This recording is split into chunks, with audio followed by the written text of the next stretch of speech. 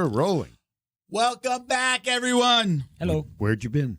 Episode 98 of the Jiu-Jitsu Dummies podcast. 98. Brought to you by Black Belt Digital Marketing.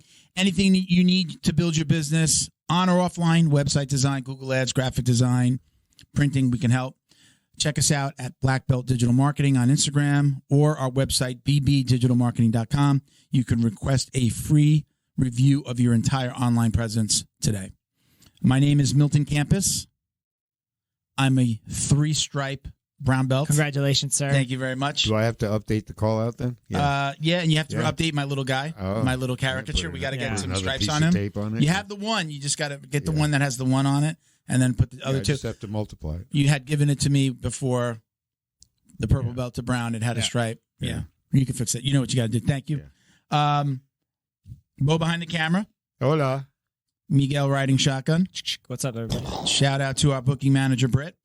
What up, Britt? Doing Lucha Libre stuff on the Don't Instagram. forget to like, comment, share. Click that subscribe button. Get the little notifications. Click that little bell. Click get the notifications. Do everything on YouTube, and you'll find out, or you'll get a notification when we launch an episode or a video. We really appreciate the support.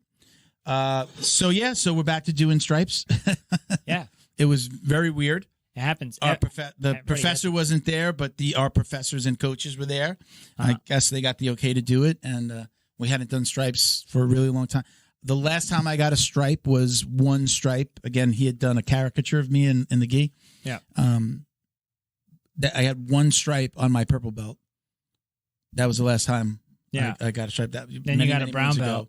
Then I got a brown belt. And now they gave you 3 stripes at once. They gave me 3 stripes. Did you know you were going to get 3? Is there some confusion here? Or is he just putting them on? And so the first one got put on, you're like, sweet. And then he goes for round 2, and you're like, whoa, what's going on? One professor asked the other professor, Esteban had the clipboard with all the tape already ready to go. It was very efficient. I'm not surprised. I'm not surprised at all.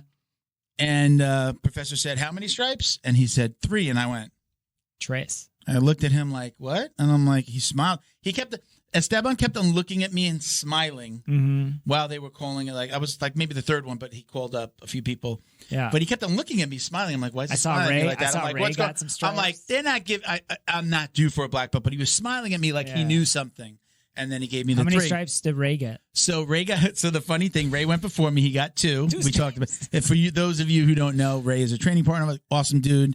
All around, he's a great friend, great training partner, and he and I actually got promoted on the same day. Brown belts on the same day. Yeah, and stripes on the same day. They got the stripes.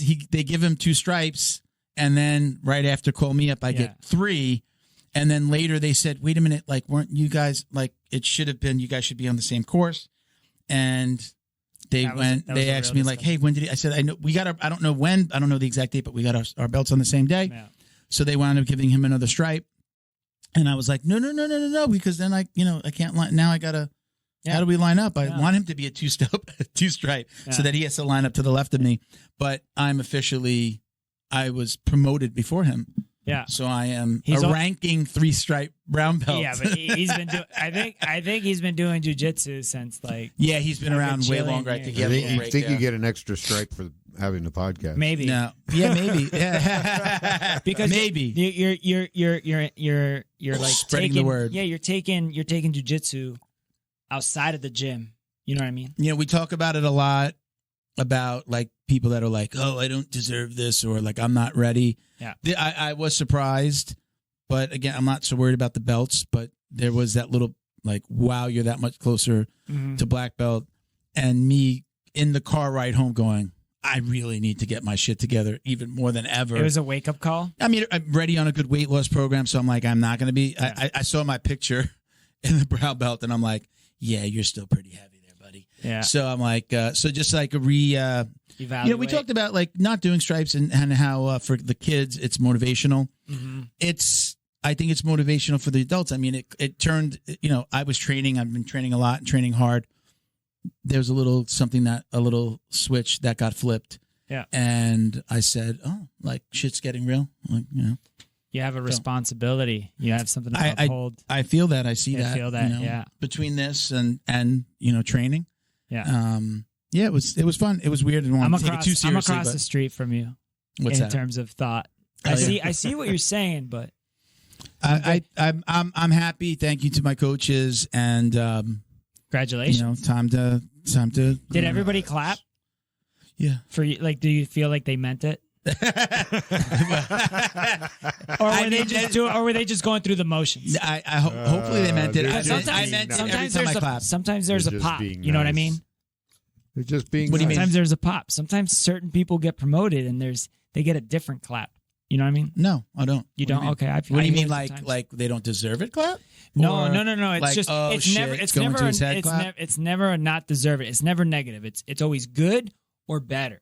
Oh, You know what I mean? Sometimes some people get promoted and the guy before everybody got the clap in and out, but then the next person you might get a wow! couple. You're really gonna make me? You get a couple of like, clap. woo, yeah, hey. You get some of those. I think we have a lot of new people. Hey man, and we're going younger into belts. this. I mean, when you want to talk about Close stripes, I want to talk about it. I can't say that I remember the decibel level. I wasn't The closest thing. I was happy to be called and get a couple of stripes. More Have than a you ever couple. seen somebody get promoted and just go like, nah? What do you mean? Have you Like, ever been? no, have I you, don't want it? No, have you ever? No, No, like they somebody don't else. deserve You don't it. deserve. You think that's a very Yeah, I won't- that's a very I won't unhealthy. say it's that's a very unhealthy thought. But it's like sometimes it's a thought. I feel that like if you have to be objective about everything. I think in jiu-jitsu, especially. I think that it's the same group of people. It's probably the same people that are usually negative if it's not them. Yeah, I've never. I love it. Mauricio, I think, got a couple of stripes He as well. did. I love Mauricio. I think he got 2 stripes on his purple belt, and he made a comment. I actually shouldn't really go because I don't want to call anybody out, but like you have those conversations, Yeah, like but you so have and to- so's going to be you- jealous. you have to know Mauricio, and anything can happen, dude. Like if like a car tire rolls somewhere a different way, he'll have a comment about it. Because Yeah. that's just him. You know, But, I don't think he. let me just say, I love that. He's Let- got a great sense of humor. let me just say, I'm super humbled by getting 3 strikes. Like to get 3 strikes, you're not doing them, so I was humbled by it. Again, it does really feel like, oh, like wow, you're that much closer. Like you're a brown belt. Like it's like okay, got a few years now. It's just like, oh wow, this is coming soon. then you're If you gonna start continue, over. training and hopefully leveling up. I think like any belt though, like there's that little like more responsibility each time. And like, you say it. You've talked about it. Just because you got a blue belt doesn't mean you know everything a blue belt knows. Yeah, It's just, yeah, no. You are good enough now to be a blue belt, Yeah. or whatever it is. I'm good enough to get myself hurt again. All right, man, get after it. Congratulations. Thank you. Okay, so joining us today is Professor Mike Jaramillo. You know where he's from? Yeah, he's from Queens. I think most people are getting to know him, if they didn't already know him from Henzo Gracie HQ, is the Happy Pill Project, which we'll have him go into. But if you're not following it, is at the Happy Pill Project on Instagram. Check it out. It's amazing after you listen to the episode. Also, I was just joking. He's John Danaher's first black belt. Yes, he is. He's on the interwebs. Amazing. I think that he is very... you'll see if you watch his stuff that you could tell he's a Danaher black belt, put it that way. And you could also tell he's got a big heart for the sport of jiu-jitsu. Yeah, he's I've said this a few times. He's got a very calming personality. Mm-hmm. I think I like somebody like he very much explains every move. Again, Danaher-esque. He explains things in the consumable bits that I like to learn jiu-jitsu, and not like from the beginning, but like I love to hear things or to come across things that make something I do better. Yeah, I like to learn new moves like everybody, but when I see or hear something and it's like, oh, that's what I'm doing wrong, or that will make that better, that choke tighter, that sweep easier. I love seeing that stuff. Like right now, he's got something out where he talks about like how to arm drag, and like I think everyone would arm drag with one hand, and he's kind of showing you how to grab the sticky, hand. With the and other. then you pull with the elbow out. Yep. Not so much. Now you'll go on, and it's part of his recent series that he's going over. But it is really amazing, and again, it's one of those things. Just like, oh wow, I'm not love my coaches. It's just this is a detail that someone else gave me that now I feel like will make my game better. And when I'm watching his stuff, that's what I'm pulling from it. It's very, for me, reminiscent of Jason Scully. Which you've talked about, I know it sounds like a broken record with him, but I wake up on Saturday to go to open mat, and I put on his channel, and I have my coffee and maybe a banana, depending on what I'm doing, and I throw it on. And it's like, I'll just catch one little move. Oh, I'm going to try that today. Or, oh, my God, I didn't even realize. 55, lapel chokes in 5 minutes, and you're not going to, register, like you're not doing all 55 that day. So I love that. So I love those consumable bits, small little bits that I get to take my game and I feel like elevated a little bit. So we'll have Mike join us in just a few minutes. A couple of quick shout outs. Thank you to our friends over at Flow and Roll. Hands down, the best custom gi and no-gi gear in the business. Don't believe us. Visit them on Instagram at flow_and_roll. Check out their custom gis or all their custom designs. And, again, they're working with academies all over the country. They do this pre-order program. Yep. Go to their Instagram, reach out. It's flowandroll@gmail. You can send Sean an email. DM, if you own a gym, if you're starting a gym, you own it, or you own a gym, the cost that goes into getting your gear. Sean has a way to get you your gear with very little money out of pocket. It's not some weird scam. He just does like a pre-order program where your students and you could order your stuff online, and then essentially those monies pay for that money that you would have used to buy your $5,000, $10,000, $15,000 worth of gear for the year that you have to get.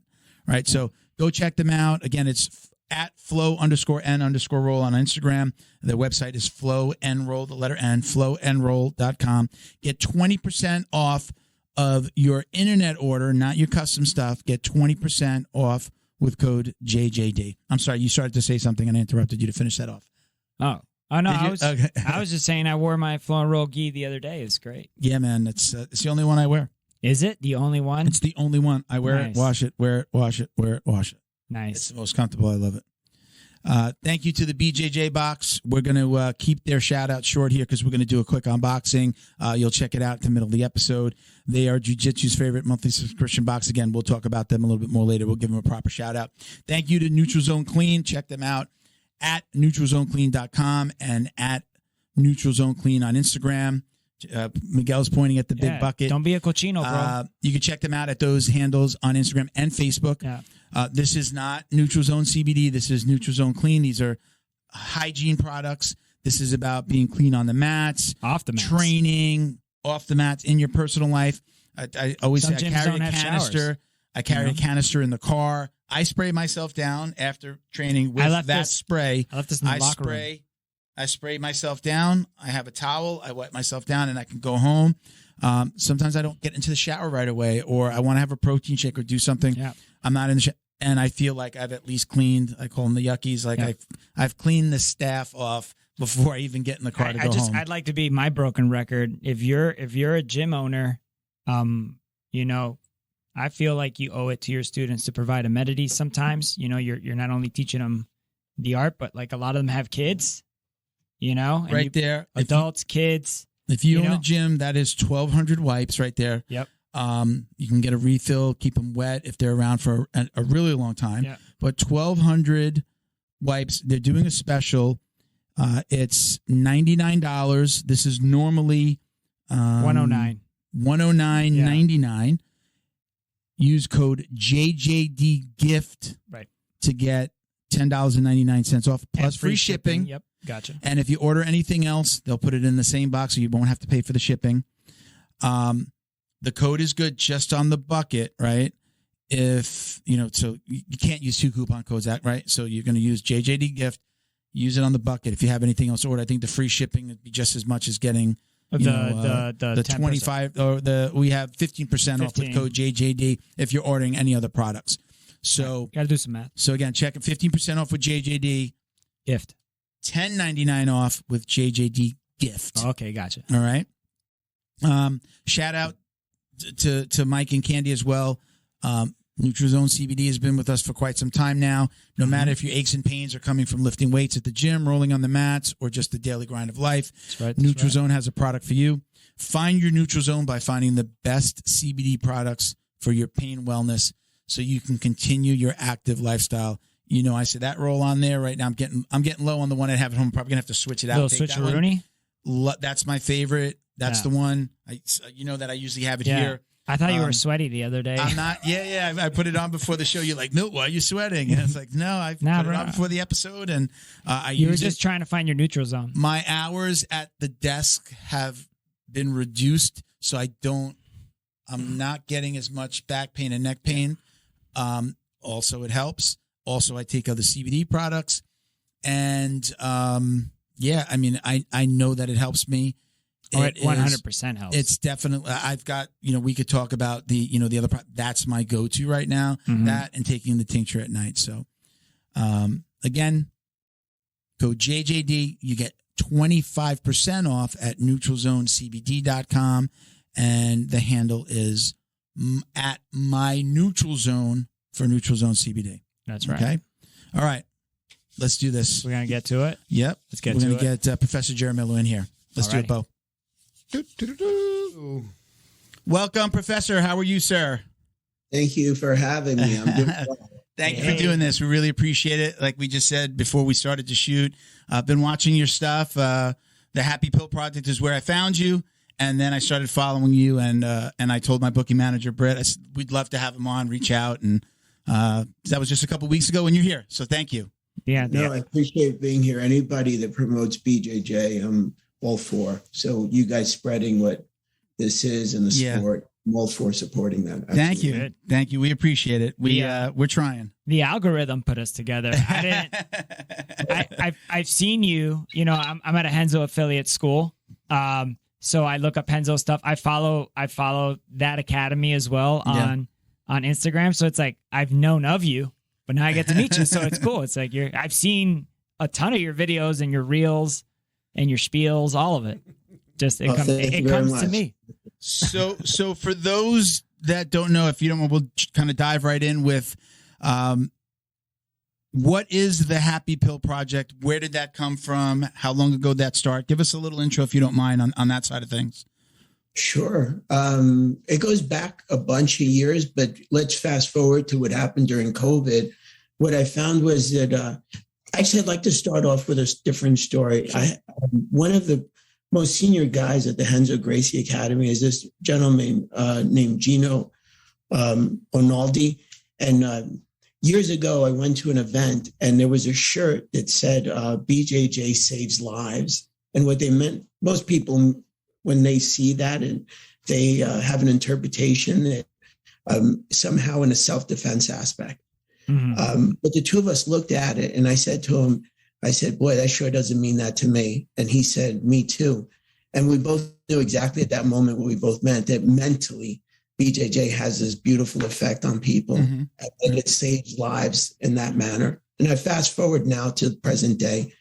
And during COVID, I probably had about 40 to 50 people come to me and say to me, Professor, if I didn't have BJJ, man, I don't know where I'd be right now.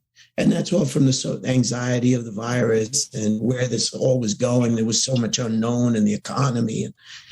And I had so many people say that. And I always heard the same thing over and over. It was like, man, it was like my happy pill. And then some other things happened along the way. There was a young man, and there was another young man that overdosed on fentanyl. About 2 weeks ago, a different young man, it was one of my students, overdosed on fentanyl. What happened? He had an accident. I don't want to say his name, but he had an accident, and then he got hooked on these opiates, and he couldn't do BJJ. And now he overdosed last Monday. It was 2 weeks ago. And I said to my friend, a different friend that spoke to him, and I said, hey, did you suspect anything? And he said, yeah, he kind of told me he got hooked on these painkillers. And I said, well, I couldn't get off of them. He said, yeah, he was getting off of them, but he couldn't kick them because the one thing that he was able to do that kind of gave him a sanctuary and peace in his life and stuff was BJJ, and he wasn't able to do it. And he said, man, this, it was like it was missing. And I understood it was like the same thing consistently of like BJJ is this happy pill. And over the course of the past couple of years, there were two different times I was doing a seminar where these young men came up to me. And this is before the happy pills started. And they were telling me how they were suicidal. And there were a couple of times where they try to commit suicide. Luckily, that didn't follow through. And with their families, somehow they found BJJ, and with BJJ, it gave them kind of a purpose. And those two young men are now in college, and their families have situated them near BJJ schools. Smart. That allow them to do BJJ daily. They go to class, they have a dorm room and everything, but BJJ, the same exact line is like, man, BJJ is my happy pill. And I appreciate what, you being here and stuff and all that. I appreciate them. And that's how it came about, is that I know there's tons of DVDs out there right now with all these instructionals, and there's YouTube and everything. What I was trying to do is create like this, if you watch The Happy Pill, it's almost like a running soap opera where I'm like explaining, like I leave where I left off, what the reactions are of your opponent, what your angles should mean or not mean. So I try to describe it. I think people should use DVDs and then pair it with this. So like The Happy Pill for me was, and it was a small group of us that came up with the name that are really supportive of the program. And what it is like, it's like if you couldn't do BJJ, hopefully you can log into the YouTube channel and watch it. It's all for free. And you can see like all these different outcomes and what you should be looking for, and more than just a move, because a move you can look at arm bars on YouTube and literally find 1,000 different arm bars, but it's more than that. I want it to be like this, like what happens after this and what's the reaction of this angle. And if this angle changes 3 inches, what do I do from there? So I try to really to explain it with deep detail. There's days on The Happy Pill that I'll have them do drills and things that people from home, or if a person potentially can't do BJJ and they're by themselves, that they can watch The Happy Pill. And for maybe that somehow that day when they watch it, it's their happy pill. Yeah. And that's what it is. That's the number one. That's awesome. And I've been in that place where I couldn't do jiu-jitsu. We were doing the podcast. So we had through COVID, we had the podcast. We started a year before COVID. And that was the one thing that was consistent for me was the podcast. And even when I couldn't train jiu-jitsu, talking about it was a great outlet. Being around the camaraderie, we always had like 3 or 4 guys that come to my house. We had a different setup back then, and we would, just sit around and talk about jiu-jitsu. Even we didn't always have a guest back then. It was in the beginning. It was like round tables of just people that I trained with, and we'd just talk about jiu-jitsu. COVID forced us into like, okay, we're gonna have to do it by Zoom. My wife didn't want 1 million people in the house. We had just started to get the occasional guest, and then it turned into more of what it is today, which is a lot of Zoom stuff, which we love. And then if somebody's in Florida or local, we get them to come in. So that for me, I that resonates with me because, again, there was obviously for all of us, a lot of people didn't have that outlet. Yeah, you might be able to listen to a podcast, but doing it, talking, being able to get together with my friends and training partners, even when we weren't supposed to be, training. I guess podcasts are considered like a news outlet. So, that's why Rogan was able to get away with continuing to record, right? Essential. Yeah, so it was essential. And then the second thing that I was going to say is when I love the way that you teach. Number one, I don't know if you know, you have a very calming voice. So when you're teaching, it's you're teaching things the way that I like to learn them. It's for me. The way that you go over where everything is this hand is supposed to be here and this foot would be here. I don't know that every coach trains like that, or they're not recording themselves. So the details that you go over, I like to watch videos that help me with, like, especially my current game. Okay, this is my game. Oh, wow, that's going to really help with something that I do. So I love when I encounter something that's going to make something that I already know better. So, and again, just the way you teach is the way that I like to learn. So I know that's why it resonates with me and why I started following you guys. Nice. Thank you very much. Yeah. I was going to say one like thing. that. I was going to say, if anything from all of this that's missing is that sometimes that pill is hard to swallow. In what way? What do you mean? Man, you get steamrolled sometimes, Oh, bro, yeah. and it Yeah, that sucks. happens. But then it's hard to swallow, but you still get the effects of the happy pill. After you get murdered in training, you're still happy afterwards. It's a hard pill to swallow sometimes. Go ahead, Professor. I think, did you have a question for us? Were you asking a question? Yeah, I actually do. I was curious to know your journey and how you found BJJ. Me personally, grew up a boxing fan. My dad was fanatical, still is, huge boxing fan. He was never a boxer, never trained in any martial arts, but was a cop and just loved boxing. We used to get together from like just friends and family. People come over as far back as I can remember. We're talking back to, Wide World of Sports, Saturday, Sunday afternoons in the parking lot of Vegas, Sugar Ray Leonard, Sweet Pea Whitaker, like those days. That's when I was a kid and I was watching with my dad. Fast forward, that was New York. We moved to Florida. As an adult, separately, we moved to Florida. Then my adult friends, we started getting together. So it was like my dad and his retired cop friends and me and my buddies would get together and watch boxing. Those buddies that I had got me into watching the UFC. You haven't seen this? You got to see it. You've never heard of UFC? I'm like, I've heard of cage fighting. It was, I think I watched Tito Ortiz defend his title. I was hooked.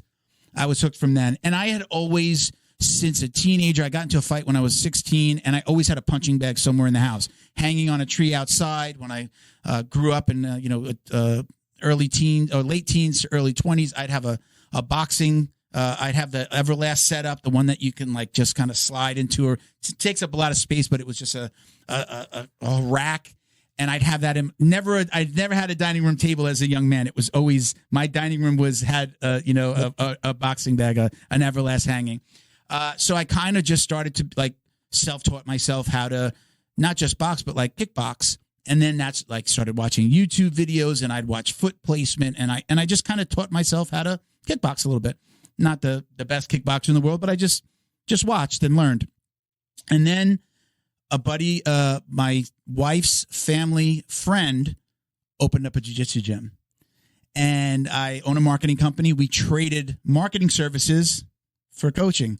I never paid him a dime. I was with him for 2 years. I did his website, did some of his marketing, was helping train even as a white belt, new school. He was in law enforcement. He might sometimes, he was internal affairs for the Homeland Security. Actually, he started out at NYPD, but wound up at Homeland Security and internal affairs. So sometimes he was on stakeouts. He's like, you got to open the gym for me. His wife might come, but I'm at white belt doing the kids class, training. Like I was his first student. So training the people, the white belts that came in behind me. And that's where I fell in love day one. Day one training with him. I remember him saying, so what do you know about jiu-jitsu? I go, I watch a lot of UFC. I kind of feel like I know a little bit like an idiot. I did wrestle a little bit in junior high, just a couple of years. So I thought I could take care of myself a little bit here on the ground. And he just started, moving me around, and I'm just like, he was sweeping me, and I was just like teach me more. And I was just like a sponge ever since. Right away, it was 6 days a week, Monday through Friday, 2 hours a day, open mat on Saturday. Sunday was my only day off. My girlfriend at the time, hated it, which we talk a lot about on the podcast. She hated it. She's like, really? Every day, 2 hours a day. And if I had to open for him, it was 5:30. School opened at 5:30, kids class, adult class, 2 adult classes, beginner and advanced. And she's like, really? It's like 5 hours. You got to clean the mats, lock up. 5 hours, Milton? Really? And I just kept on training like that. Anyway, I didn't really stop. She kind of knew if she wanted to be with me, this is what it was going to be. And here we are, 8.5, close to 9 years later. Milton, is he still there? Is he still there, the coach? He closed after 2 years. Okay. And, it was very hard. He had his full time, he was, again, law enforcement full time. It was very difficult for him to keep the school open. A lot of that was happening where he couldn't get there in time. And, he wasn't really able to grow the school because you got to put in that kind of daytime investment. You got to be there for people to come in and check you out or talk to you about your classes. And it was just like 5:30, doors open, training. There was never enough time for him to really, really market. I was helping him with his marketing, but I wasn't there talking to parents or people that were coming in off the street. So he wound up closing after 2 years, and then I moved to Fight Sports in Coral Springs, Florida, which was literally they both schools were close to me. It took me 1 minute, 1 full minute to get in my car and drive to the school. That's how close it was. No Everyone lie. would say, "Why don't you walk?" And I was just like, it's kind of Florida. You drive everywhere, but always carry a big gym bag. So literally a minute away. It was closer. I went there and I just fell in love with, it's a husband and wife team, Felipe and his wife, Sofia Amarante. She's a world champ. She won she won Masters. No gi. Well, she won Masters. Masters. Yep. And Masters Worlds. And then now the recent no-gi. I don't know if she competed in that. I don't know if she competed. I know she's going to do the European. No, it was Kai that was competing there. I think. Okay. All right. That's what it is. Yep. So anyway, again, fell in love with it. And like I said, I mentioned to you before, I'm leveled up a little bit. We don't normally do stripes at my school. He dropped that years ago. We have some new coaches. I think that kind of pushed him to start doing. We do stripes for the kids, but they weren't doing them for the adults. And last night, out of nowhere, my coach is actually away. The owner of the school, he's actually away, but the coaches actually gave out stripes last night. So I'm a 3-stripe brown belt now. Congratulations. So super excited. A little closer to the next stage, and the stages never end. They just I was now it'll be 10 years. I told Miguel before. I walked out of there like, oh shit, I really need to up my game now. Like this is getting real. Not that I wasn't trying hard in training. I've come off some injuries, the knee, a groin injury, shoulders, tried to train whenever I could. And now I'm like, okay, now this shit's getting real. Yeah. Right? What's that meme from Napoleon? Is it Napoleon Dynamite that says we're pretty serious? Yeah, he goes, I think things are getting pretty serious. You could say it's serious. The jiu-jitsu meme is just got a stripe on my white belt. I guess you could say things are getting real. That's the way I felt last night. Yeah, man, I got to continue to drop weight, work out, get to the gym as much as possible. I got some electrical tape, so things are getting pretty serious. Yeah, stuff like that. You're at the bottom of the so that's my journey, Professor. Thank you to Feito IT and AV, specializing in commercial and residential automation, security cameras, CCTV, POS, and more. Check them out at feitoitav.com or call 305-428-2515 and let them know the dummy sent you. Thank you to Neutral Zone CBD, a combat family-owned company that supports athletes and the people who love them. Neutral Zone strives to deliver clean CBD products for sports recovery in gummies, lotions, balms, roll-ons, and more. After a competition, a hard rolling session, or a tough day on the job, Neutral Zone has a product designed to help you reduce inflammation, increase cell rejuvenation, and may even help with aging joints. Visit NeutralZoneCBD.com and get 25% off your order with code JJD. And follow them on Instagram too, at MyNeutralZone. Jiu-Jitsu's favorite monthly subscription box has now joined the Jiu-Jitsu Dummies podcast. The BJJ box is delivered to your door filled with premium jiu-jitsu and grappling apparel, equipment, supplements, supplies, snacks, and more. The crew at the BJJ box find the best in the world of jiu-jitsu and guarantee every box to be worth more than the cost. Each box includes 4 to 7 items you're going to love. Visit thebjjbox.com and use code JJD10 to get $10 off your very first box. And give them a follow on Instagram at thebjjbox.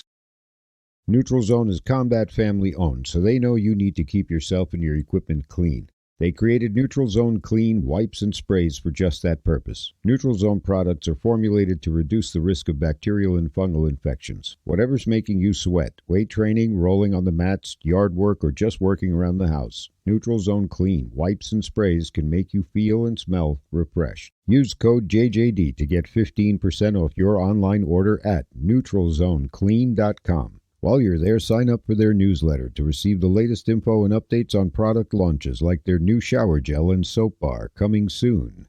Are you Neutral Zone Clean?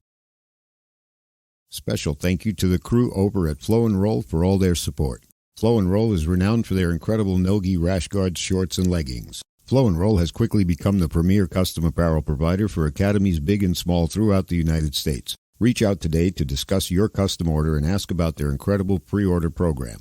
You can send an email to flowandroll@gmail.com or visit their Instagram at flow_n_roll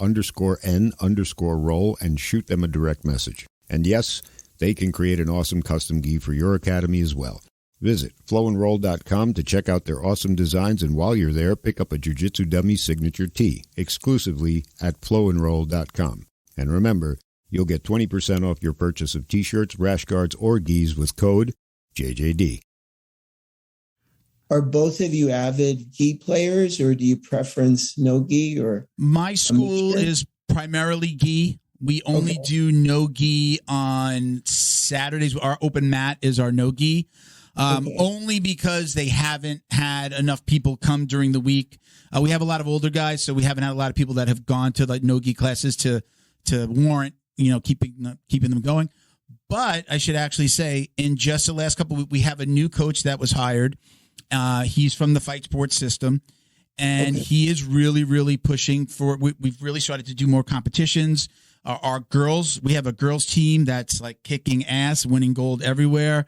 And he's been pushing, and now we actually do adults class at 7:30. We normally just did an adults class at 7:30 to 8:30, and now there is a competition class, a no-gi competition class at 8:30. So it's great. We're kind of I don't want to say catching up in that regard, but we are now, the classes are available where it was only available on Saturdays for a very long time. So I go to the Saturday no-gi. We're 7 days a week. They're open 7 days a week. There are 2 open mats on Saturday and Sunday.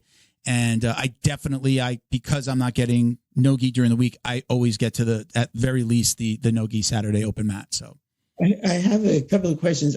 I'm sure that you've interviewed a lot of people. And so you've had a lot of different perspectives on things. What is your perspective, because you're not playing no-gi that much, and the stylistic game and your grips? Like, I know that's pretty general. Mm-hmm. It is a very different game. So I was just curious of what your take is on it, because one is not more than one. You're playing gi a lot more than no gi. I was just curious of what your take. Can I say something real quick? I'll answer it as well. So the in my school, it's a 50-50 split. If anything, I would say 60-40 leaning towards no gi. And to answer the second question, in my school, even during the gi classes, the coach takes the time to explain the grip with the gi, and during the gi class, explain the grip with the no gi, or even if you should attempt that grip, like let's say you're in a De La Hiva, an escape from a De La Hiva guard when they're holding the back of your ankle. And no gi is to merely step to the side where your toes are pointing away from the palm of the hand and step out in that direction, and it goes straight into a Toreando. But he's like, if you're in the gi, you're doing this, don't do that move. And he'll explain that during the gi class. Yeah. And then he'll do the reverse in the no gi class. Yeah. And I just want to also add, I like that my coach doesn't treat everybody like they're dumb. Like, he has no problem explaining a high level move even to a beginner, because it prompts questions. And then everybody kind of mentally elevates themselves in the game right off the jump. He doesn't just dumb it down. Yeah. He'll dumb it down for you if he sees you doing it wrong, like live. Yeah. But teaching it, I just want to add that one caveat that I like that he goes ahead and gives you a really good, well thought out explanation at a high level. For me, it's actually funny that I kind of feel like I have weak fingers. So I don't really get when I'm training gi. I've actually said there's 2 parts of this really. I love the gi. I had a heart attack a couple years ago. It's actually like 4 or 5 years ago now. I had a heart attack a few years ago. So my cardio isn't what it used to be from before that. 4 stints, I can definitely feel my heart beats fast. Good, though. Thank you. I'm trying, man. I'm trying. It's good genes. I meant before the stints. Oh, okay. Usually everything that tastes great is bad for us. So. Yeah. You were doing good on the eating end. Right? I definitely didn't put the right things in my body for a really long time. I lived in Florida. I partied it up. Just say those are wake-up calls. Yeah, again, look, I wasn't on the floor writhing in pain. I actually had 2 heart attacks. I had one after training on a Friday night and one after training Saturday morning, but I didn't know that I was having a heart attack. It was just literally felt like it felt like somebody was sitting on my chest. But like an uncomfortable tightness. Yeah, like if somebody was literally mounted on me, or maybe like in a side control, pushing down on my chest. And the funny way that I explain it, it actually felt like I had to take a dump. The Friday night when I came home, I went and got some acai with some of my training partners. We sat, we ate, and I'm like, all right, guys, I got to go. Again, luckily I'm close to the gym, and I just felt like I had to go to the bathroom. So I'm going to get out of here. But it felt just like up here around the chest. Wow. It just felt like somebody was like sitting on me. It was like a little bit hard to breathe. Now, everyone always says, what is it? The right? I forget what they say. Like the left arm, the right arm is the one that. That's all bullshit. It's just not the case. What type of a heart attack, though? So, I actually felt it. I forget which arm. I just know that I'm going to say I felt it on one side, but I didn't feel it like all tingly. It didn't really bother me so much. In the morning, I felt it from elbow to elbow. I felt all pain through here. So in my mind, it was like, oh, it's from jiu-jitsu. Almost like when you work out chest, that way that you feel maybe you haven't worked out in a little bit, but that whole feeling of like, I feel it in my chest. It almost feels good. Tightness, but that tightness, but again, like you couldn't breathe. So I trained at night, and I went back. I was with my wife. I'm like, I feel weird. Went to the bathroom. I felt better after that. Saturday morning, same thing. I say that my wife saved my life because she does a little kickboxing. So she was at her class. I was at my class, came home, took a shower, was going to run my Saturday errands. My wife came back from her class, and we just passed. And I said, I had showered. I was getting ready and dressed to go. And I said, I'm kind of feeling the same way. She says, why don't we just sit here for a little bit and let's make sure that this passes. And I was like, all right, let's sit. We sat on the bed in the bedroom, and we just talked, and she just kept an eye on me. She's like, are you okay? She's like, why don't we go to the hospital? Let's there's a hospital right around the corner. Why don't we go? We realized something was up, went to the hospital.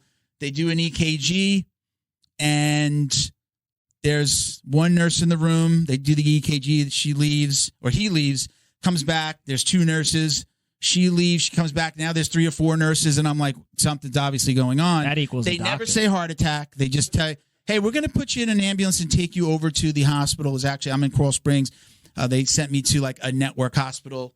Go all the way to Fort Lauderdale. It's like a half-hour drive. Ooh, Got there in regional. like 15 minutes. Lights on. They never say heart attack. I get into the ambulance, and they're talking. They see like, okay, I'm smiling. I'm joking. I'm like, what the hell's going on?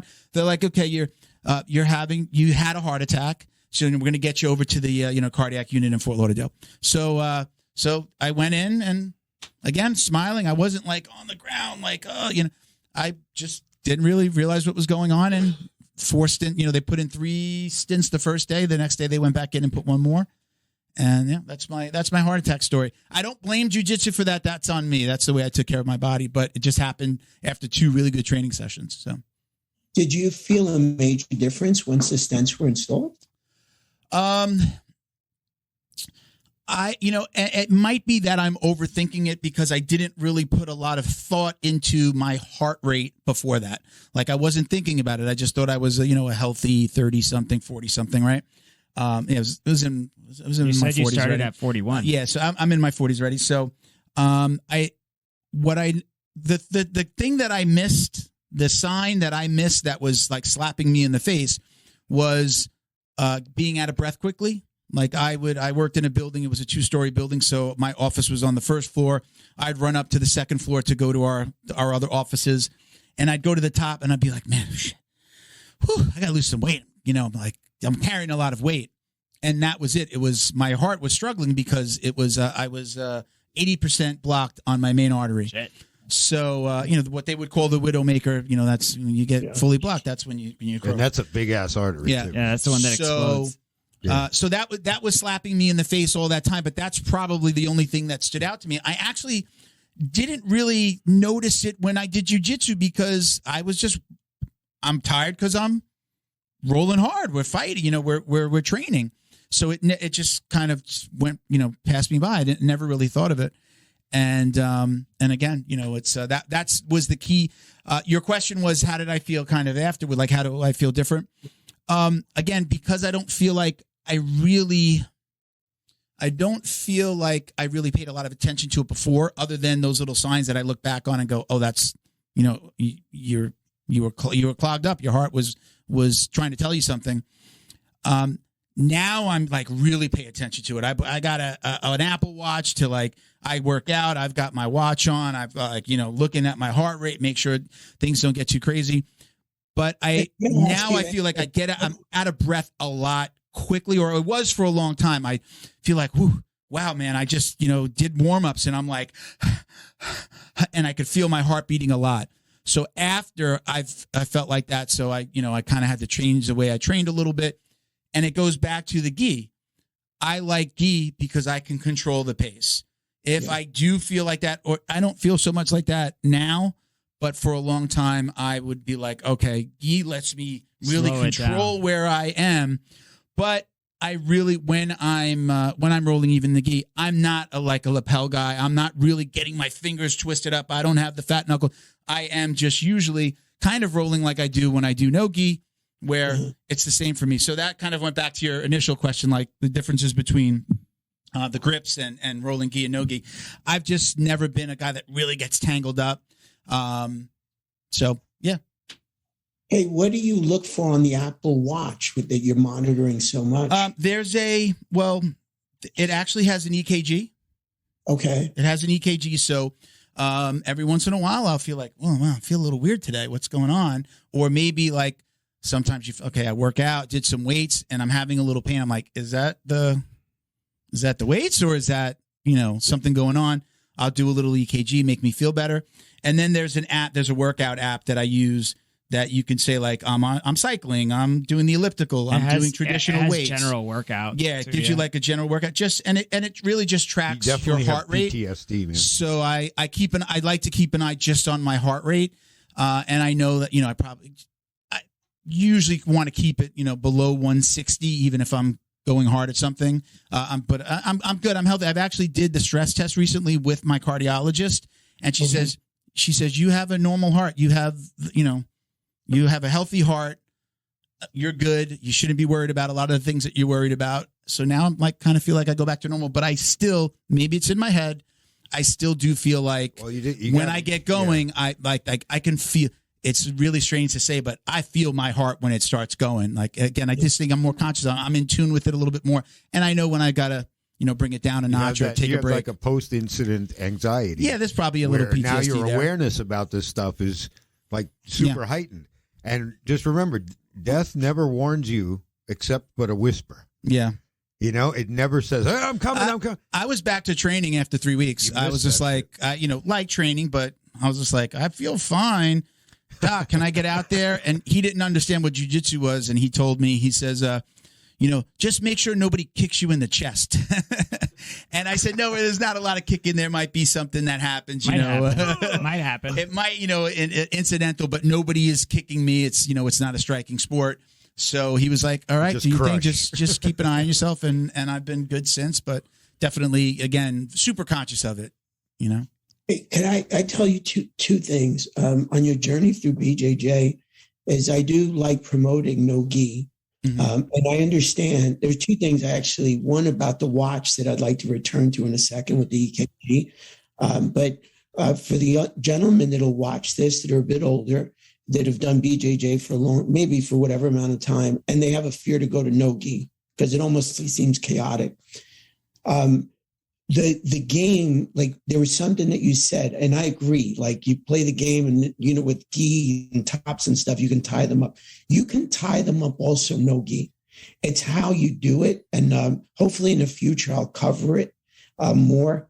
Right now, I'm trying to do these patterns because it'll take me a couple of years to get back to another pattern. Wow. But in the future, I'll bring that up. About like if you're older and like how do we get to these safe spots to tie people up, because you should be able to tie somebody up with no gi. If you understand your De La Rivas and your Z guards and your grips, you should be able to tie somebody up. And then when it changes is when you decide you're going to become offensive on the attack. So for the people in the future, and I'll cover it in the happy pill in the future, like tying somebody up. Very cool. Listen, I need you're getting a little bit older and you want to, catch your wind. Absolutely. So it's something that I love that you said that in that future, I promise that I'll cover that, like how to tie somebody up, the grips, what you're looking for, the angles, because the game changes within 3 to 4 inches. Man moves 3 to 4 inches, different move. And then the second question, I was actually a question. The first, that was just a statement, but the question was when you're looking at that EKG on the watch, because I also have an Apple Watch, but I've never used the EKG app. But I also think it's quite important that if there's something that's a red flag, that a lot of people don't do it enough. It's like Bo just said about that Grim Reaper creeps up on you. He doesn't say he's coming. So if there's things that you could potentially go, hey, you know what? Take a look at this, because Apple has that. Like, is there anything, if I opened up that EKG, that I should be looking for?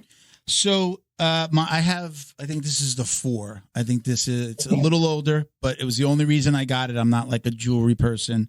Don't really wear a lot of watches unless I'm getting dressed up or something like that. So it connects to the health app. Like you're connecting it to your phone. Okay. So then you can, monitor. There are really 2 apps, right? There's the health app that has the little heart. There's a, like a little heart. And then there's the actual EKG, which is the one that I pay attention to. You hold it by the crown, you touch it with your thumb, and then you hold the crown, and it'll do an EKG over the course of 30 seconds. You're supposed to be don't go running and then do the EKG, because you're going to have it's going to be off. But it'll usually tell you, it actually says normal sinus rhythm is what it'll tell you. It also says, we're not telling you that you're not having a heart attack. So if you feel bad, go see a doctor. But it actually then sends the report to the health app, and then I'll get a little pop-up if I wanted to look at it further, or I can have it go directly to my doctor, which I don't do. Yeah. But it's a comfort thing for me more than more than anything. It's a comfort thing for me that I've been sleeping at night and been uncomfortable. It's one of the reasons why I kind of started to do the intermittent fasting a little bit, because I was noticing as I got older, if I do eat late, I'm very uncomfortable when I sleep. Mm-hmm. So sometimes I've been in bed, and I actually my wife and I have adjustable beds, so I sleep sitting up slightly, right? But I would feel uncomfortable about something, and I'll grab the watch, put it on, make sure that I've calmed, that my heart isn't going. And then I'll just, 2 in the morning, 3 in the morning, I'll do it real quick. And I'll be like, all right, I can close my eyes and know that hopefully I'm going to be able to open them in a few hours, I love that you're doing it. Yeah. It's one chance at this. So. There's Cardio Mobile, people that, I guess, that don't have Apple. There's a one called Cardio Mobile. It gives you a small keypad, probably a little bit smaller than maybe the size of a business card. And then you could put your 2 fingers on it. And again, it sends it to the phone. I guess there's an app. But that's if you don't have the watch, or if you're not an Apple person, you can get Cardio Mobile. It's actually what sparked me. I was looking at Cardio Mobile, and then as I was looking at it, Apple was coming out with the feature. I believe the Apple Watch number 4 was the first time they had the EKG. So the Fitbit is nice too. So I got it, and it makes me feel. But I only wear it down here. I'm an hour away from home. I only wear it because I'm an hour from home, and in case I feel a little uncomfortable, it's become more of a comfort thing. If I'm home, close to home, I actually usually don't even wear it. So I wish that it was a little smaller, that I could maybe wear it when I rolled, because I'd love to see where my heart rates were. And I know there's some other stuff. Buy the female, because they sell. You got the 42 there's also mil. The Whoop. What is it? Yeah, you could do there's Whoop. Some thin ones that you can wear. Just don't want to invest more money into something, but I would love to wear it to get an idea of where I'm at while I'm rolling. But maybe at some point I would probably invest in something like that. The Fitbit is. I love cool. the Whoop. Do you use it? Yeah. I love the Whoop, actually. I love the data on the sleep. Are you wearing it when you train? Oh, yeah. Okay. So that's what kind of info does it give you? It does I like 2 things on it. I like the sleep, because as I've gotten older, I find it's so critical in everything in your life. And then the second thing I like is it shows me my recovery based on my variable heart rate. So sometimes, hey, you always wonder, am I just being lazy today, or did I not recover? If you're fully recovered, I like that data. Yeah. That's a good metric. You could do that too with the Apple Watch. I used to do it with my Apple Watch as well through the health app. It works pretty good. But for me, normally I'm such a lazy roller and don't push myself. Stop it. I've rolled it. That's dude. He's lying. I don't get that. You know what's cool about the Fitbit? The Fitbit also tells you when you're in ketosis. Oh, that's awesome. Yeah. It's got to be a guess So for if you're sure, unless you're peeing on your watch. No, it's acidity in the blood. It's acidity. that How's comes it getting through your skin. blood? Ketones. Yeah, you could. When you go into ketosis, you're starting to produce ketones. Your blood acid goes up. Yeah, I'm So sure it uses a let's- metric. Let's get back to the guest. Question for you. Yeah. Are you a gi or no gi player mostly? Because your school is 50-50. Yeah, so I grew up wrestling. It just happens. It happens that that in my school, the days that I go, my days that I go are dependent on the rest of my life. So Family. yeah. So the days that I'm married, got kids, and a full time job. So the days that I mainly go are today and Mondays, which are gi days. But then I train on the weekends, striking and no gi. Okay. And I used to do a wrestling class, and that kind of dissolved. But there's still wrestling classes after a gi class on Monday, which I'll stick around for a little bit, just kind of maybe do the drills, no live rolling, and just so I'm not at the gym for too long. But yeah, I like it all. I really don't have a preference. I love gi because it's new to me. I've only been rolling for 3 years. I'm a blue belt. But to me, no gi is like wrestling, but I get to do all the illegal shit I couldn't do in high school. It's great. You get full Nelson people. You could cradle them. You could do the lockdown, ashi, all the ashis. And if you're back, bars you're gonna lose. are great. You know what I mean? I get stomped a lot, but the wrestling's fun. I like it. He's very humble. He's tough. He's tough. I awesome. go back to the first time I met him and the first roll that we had. As soon I was sitting on the ground. He came over. We started to roll, and as soon as I started to move, I don't know if I stopped him and asked her at the end of the roll. I think you I said, asked "Well, at the end. I think I actually right away. I was like, "Did you wrestle?" And I could just see in his body movement. I wrestled. I recognized just his stance and what he was doing, and I was like, okay. And it was good for me to know too. Okay, I'm we didn't get into how long he had wrestled until later, but I kind of recognized it right away. I like to know who I'm rolling with sometimes, especially the very first roll. Like, is this going to be the ADCC finals, or are we going to you play jiu-jitsu You'll here? get that. You'll get that from a new guy though, which is fun to deal with. Yeah, I guess like how he says like I'm humble or whatever. I just feel like I know. I've recently found out how much I don't know. And I feel like jiu-jitsu is like this mountain that's in my backyard as I'm drinking my coffee and I just go, fuck, And I just want to add a little bit of something to that, right? So like, but also I really don't focus. I know it sounds stupid, but I really don't focus on the belts and all the old school juju stuff or anything like that. I just really like to train. I think rolling is super fun. And the guys and the gals are, like, I see them. They're like my work friends at my gym. He's so humble. I'm gonna tell you something about him, and then I actually want to ask you a question about it. So he's super humble. He used to train at my gym. He had to move, so he's moved to 2 gyms. So he would have easily been a purple belt with maybe a stripe or 2 at my gym where I am now. He's moved, so he's had to learn kind of the jiu-jitsu that's being taught in those gyms. So that's kind of my question. I think we might have talked about it on the last episode. I said, I'm a brown belt at my school's jiu-jitsu. I don't travel a ton. I have a full-time job. I own a marketing company. We do this. I train at my gym. If I go to his gym, they have a different curriculum and they do things a little bit differently. My brown belt might not be their brown belt, right? If I had to learn their stuff, I might not necessarily take a step back or have to give my belt back, but I'd be learning things that maybe their blue belts and purple belts are learning from their coach their way. For instance, like my coach is a huge lockdown guy. My game is, I love pulling guard. I love getting people in the lockdown. It's fun for me. I like it. But the question again goes to like, what do you say to somebody that like Miguel, who's had to move around? He's not worried about his belt rank, but the concept of, yeah, you're a blue belt here or you're a purple belt here, but if you go to a whole nother gym, I'm sure if I went to train with you, I'm watching the stuff that you're doing. I'm going to not be starting over, but it's a different game for me. Am I right or wrong? True. Yeah. Yeah. right? Yeah, I agree with Miguel in that you shouldn't put so much value in the belt because I've been playing the game a long time, and one time I had so many nicknames in Henzo's. One time I used to do these crazy acrobatic jumps, and they called me Matrix Mike, and then my name became Murder Mike for a long time. And now you see me at 53 years old. I'm a smaller guy. If you've seen, I was a bigger guy. I lifted weights, and I could eat 6 times a day, and I own these gyms. Good old days.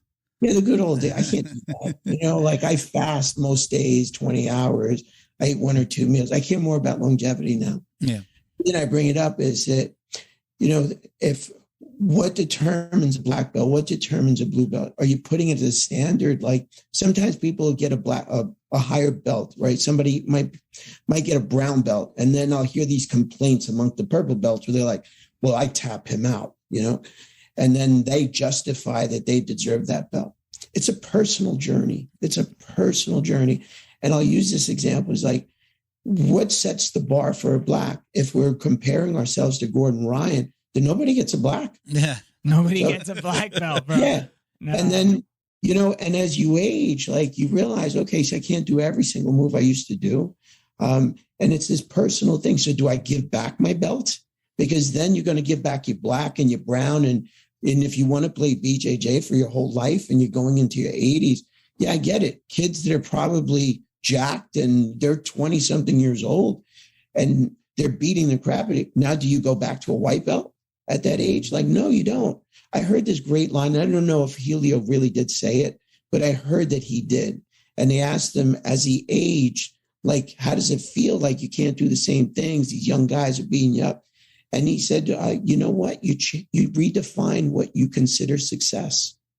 And that's really, it's really what you do. It's like, so yeah, they're goals. And I think every man and woman should have a goal. So they're awesome to try to like get your belts. And it's great that you can say, hey, because of that black belt, forget about skill. A black belt's just a white belt that never gave up. And everything is measured like for the individual. Like, so I don't put that much value. I know people want to chase the belt a lot of times. And I respect it because I did it also coming up. But as you go down the journey, and this is for any young man or woman or whatever stage you're at, like, don't put so much emphasis on the belt. You worry about yourself getting fractionally better every time you go in that gym. If you can fractionally get better, it builds up over time. And that's what the journey is. It's a personal journey. Yeah. So, yeah, the belts matter in some regard because, hey, they're a goal. But no, I don't put a lot of value into it. Yeah, when I had a lot of the guys in the gym, when, again, we stopped doing the stripes and certain guys would be like, oh, we're not getting stripes anymore. I'm like, bro, it's not. Don't worry about it. It's actually like a really good feeling when all of a sudden you get, your coach calls you up and he's giving you a belt. When you're worried about the stripe, don't worry about the stripes. It isn't about those stripes. It's good for the kids. It keeps the kids engaged. But you know what? Like I saw last night, it also does keep the adults engaged. Because there were a lot of smiling faces because it does symbolize a certain amount of recognition for the effort that you put in. Not your skill. Forget about the skill. Amount of the effort. It feels good. Who doesn't love a pat on the back? And that's what it is. It's a pat. It's a little bit of a pat on the back. More for the kids. It's definitely a motivator for the kids. Go home. Mom's going to take me for ice cream now. It's good. Woohoo. Yeah. And then it's back to training the next day. It's like, I know. I get a pat at the back when I tap somebody out. Yeah. Every time. That shit feels good too. This is why I love having Miguel here because he's my comic relief. He's very clever. All right. You know what? Hey, I have a question as a professor. Sure. All right. So, like you said, I've been to different schools. I have different belts. I have multiple blue belts. And also just because I wash my belt so they shrink and I buy another one. But sometimes I forget it, so I grab the short one. Whatever. Anyways, my coach gave me a stripe on my belt. But I have 2 other belts that I sometimes wear that don't have the stripe. Do I bring him the belts to put the stripe on them? Put the stripes on. Funny enough, I thought about that last night. I'm like, man, they put these fat stripes on. I'm going to have to put like the little ones on my other belt because my tape size is different. I don't care. Well, I think that part is all like the belts. If he says anything, I'm going to go, hey, Professor Mike. When I first went, my professor, when I first went to Fight Sports in Coral Springs, I went before Christmas to check out the school as my gym had closed. And then, it was like a couple of weeks. I helped my coach, take apart the gym and move everything to his house. So then after the holidays, I went back and I was a blue belt. There were a bunch of white belts, and I came back and they had all gone to their promotion. They go down to Miami. They used to down here. Everyone went to Miami, and they did the fight sports promotions all at the same time. And I came back and I'm like, everyone was blue, and I'm like, where's the white belt class? And I had this dark blue. Like, I stood out, and I was just like, am I supposed to ask him for, like, again, at blue belt, you're thinking about the belts at that point. Yeah. Everybody had these like baby blue belts, and I'm standing there with I looked odd. I looked like the visitor. Yeah. But I never changed the belt. I didn't care. I never really cared. I was just like, this is my belt. This is me, I was sometimes I don't pay attention so much that sometimes I say stuff that's horrendously offensive. I don't pay attention a lot when it comes to those type of interactions, especially in the gym. Like I'll say some dumbass shit just because you said some dumb shit. What are you talking about? I don't know. Sometimes when somebody's speaking seriously, they say something that's ridiculously funny without even knowing that they said something like that. So as soon as they're done speaking and it's okay to talk. That's why I have you here, man. That's why I love it. You're Mr. Inappropriate. But I do understand it. You could lean into like, I pay for this service. You could be that the government works for me, so they should, that kind of talk. But I do also like to pay attention to the fact that like this is a martial art. I highly respect the people that I roll with above and below me, because they're both giving up their time. I'm training with maybe 2 or 3 people that actually have a chance to be successful in the sport at a professional level at my gym, but everybody else is just like me. It doesn't matter. They're better than me or worse than me. They're just like me in terms of like, they're in school or they're working, whatever struggle they're dealing. A lot of hobbyists. It's their happy pill. Professor, your school. I mean, I know the school, but like your classes that you're coaching, are you coaching mostly guys that are like looking to compete, trying to do this professionally? Do you have hobbyists? Is it a mix? It really is a mix. Yeah, I mean, it's those no-gi classes are approaching 90 to 100 people per class. So how big's that gym? It's such a mix. They're you'll get everything in there. You'll get UFC fighters visiting, Bellator. You'll get kids from the B team. You just get so many different players in there. So I wouldn't say that there are a lot of the young kids, since I took the class over 2 years ago. Before it was a little bit different in there. Now I have a lot of young kids that, they just come all the time. And some of them, they just started competing. So they're new to it. They're having their adrenaline dumps. And stylistically, I saw some stuff that happened this weekend at the Pans that I want to fix. So they just started. But these young kids, they're just amazing. They haven't been rolling for 2 years. And most visitors that are purple, brown, and black get tapped by them. They're just they just spend so much time on the mat. And now, I'm trying to show it with like deep detail. And the kids now with the DVDs and the YouTube and the Instagram, they're exposed to so much knowledge. So there is a mixture. My answer to the question is such a mixture, from kids that are just starting off competing to high level pros to pros, like a little bit of everything. Professor, when you get up to, I'm going to be 50 in a few months. You said you were 53, correct? Yes. Yeah.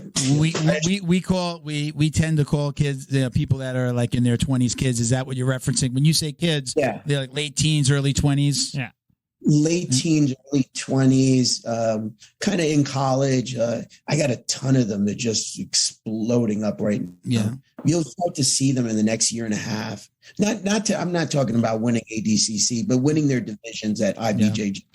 Yeah. Do those, especially people that have been training there a long time, and I'm through like the Danaher years, do people realize like where they are? Like this is like I guess I say like I would be honored to train sacred. At Enzo's, especially at HQ, right? I'd be honored. Is it like in the air Like, we're lucky to be here. This is an honor to be able to train in this room with these people. A lot, yeah. Is it tangible? You know what I mean? Like, is it like we all know? You know what happens is so many people come from other countries to visit New York, and then they come and want to take pictures, so they see it all the time.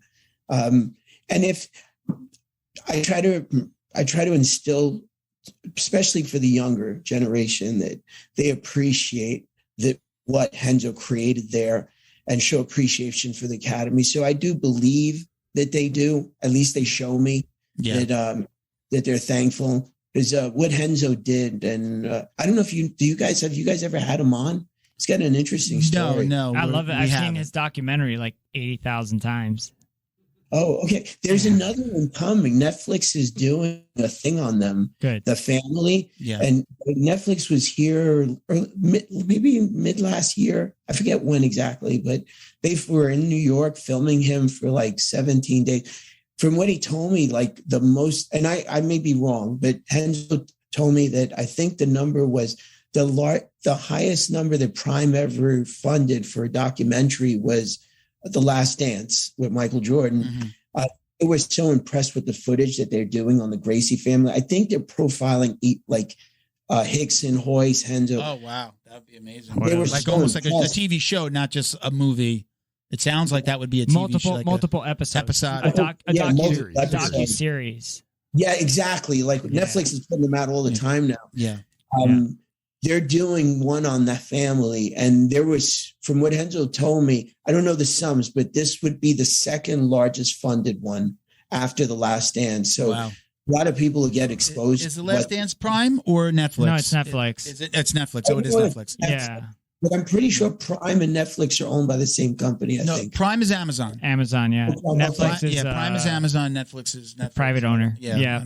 So, oh, that's amazing. Yeah. Oh, I'm sure traveling between San Diego, New York, Sao Paulo, like to do the documentary. Of course, yeah. You have to visit so many places. Did they interview you? Were you able to? No. Talk to you, or? They were filming there, but I wasn't interviewed. And Renzo comes to my Saturday classes a lot of times. Yeah. The students love to see him. So they were filming him on the weekends when I was there. So when is he coaching when he's there, or is he are you coaching or? I'm always active in there. I love that place.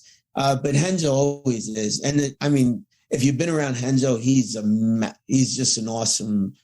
He just has this awesome energy that he's charismatic. We did he did a seminar down here when I think it was it Maria that kind of wiped out the Keys, along with a lot of, I don't know if it was Maria. There was a hurricane, wiped out some of the Irma.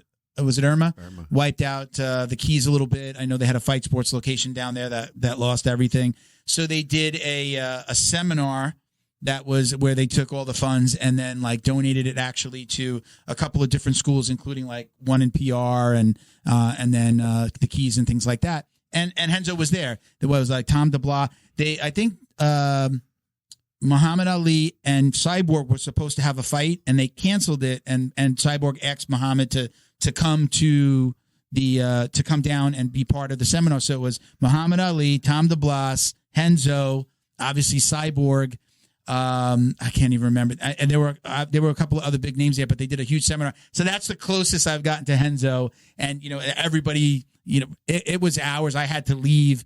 They wound up like everybody was doing like an hour worth of moves, and people were there all day. It was pretty awesome. That's the closest I got to Renzo. But as far as like his demeanor, the guy never stopped smiling. He was walking around that place. You can ask him for a picture, and he was super nice. He was a great guy. And I'll tell you a couple of stories, but I would like to say something about him and the effect he's had on so many lives. People talk about the DDS and the Danaher Death Squad, New Wave, and those things of that nature, and that's great. But he came here, I think it was in 1996, and he was going to go back. And there's a history between him and his partner when he first got here, where he was gypped out of some money. And they split up, and that gentleman, I don't know where he is now, but Renzo was going to go back to Brazil and stayed. And the reason I always return back to what I said in the beginning of a story. So I mentioned how he affected so many people. Renzo, people know him. Okay, Renzo's as famous, and John showed there, but Renzo not only created John. If you look at Matt Serra has multiple division champions in the UFC. Aljamain Sterling himself, he won the 170. Chris Weidman, and he has fabulous BJJ instructors, fabulous competitors. Jason Rouse, an awesome competitor. Nick Roan. So the reason I'm mentioning them, they come from the Renzo lineage at the top, because they always say the apple doesn't fall far from the tree. And if you look at Ricardo Almeida, Frankie Edgar, Edison Barbosa, Eddie Alvarez, name them. So many champions. Yeah. And they all three of those guys, Matt Serra, Ricardo Almeida, John Danaher, all. GSP, even though he was with Firas Zahabi, but he trained with Danaher. Go. All right, everybody, we're going to do a quick unboxing of the BJJ box. They are Jiu-Jitsu's favorite subscription box. It's delivered to your door filled with premium jiu-jitsu and grappling apparel, equipment, supplements, supplies, snacks, and a whole lot more. Yeah. They find the best products in the world of jiu-jitsu and guarantee every box to be worth more than the cost. All right, each box you'll see right now has between 4 and 7 items that you're going to love. Use coupon code JJD10 for $10 off your first order. Let's see what they sent us. So I'm wearing the shirt. Little movie magic here. Here's your shirt. Thank you, sir. Right in time for Halloween. Yes. Very cool. Can you see Can you get the whole shirt there? Yeah. Bud? I also highly recommend. No, you got to move. Move the. Hey. There you go. Perfect. Hey. There you go. Now you see the shirt.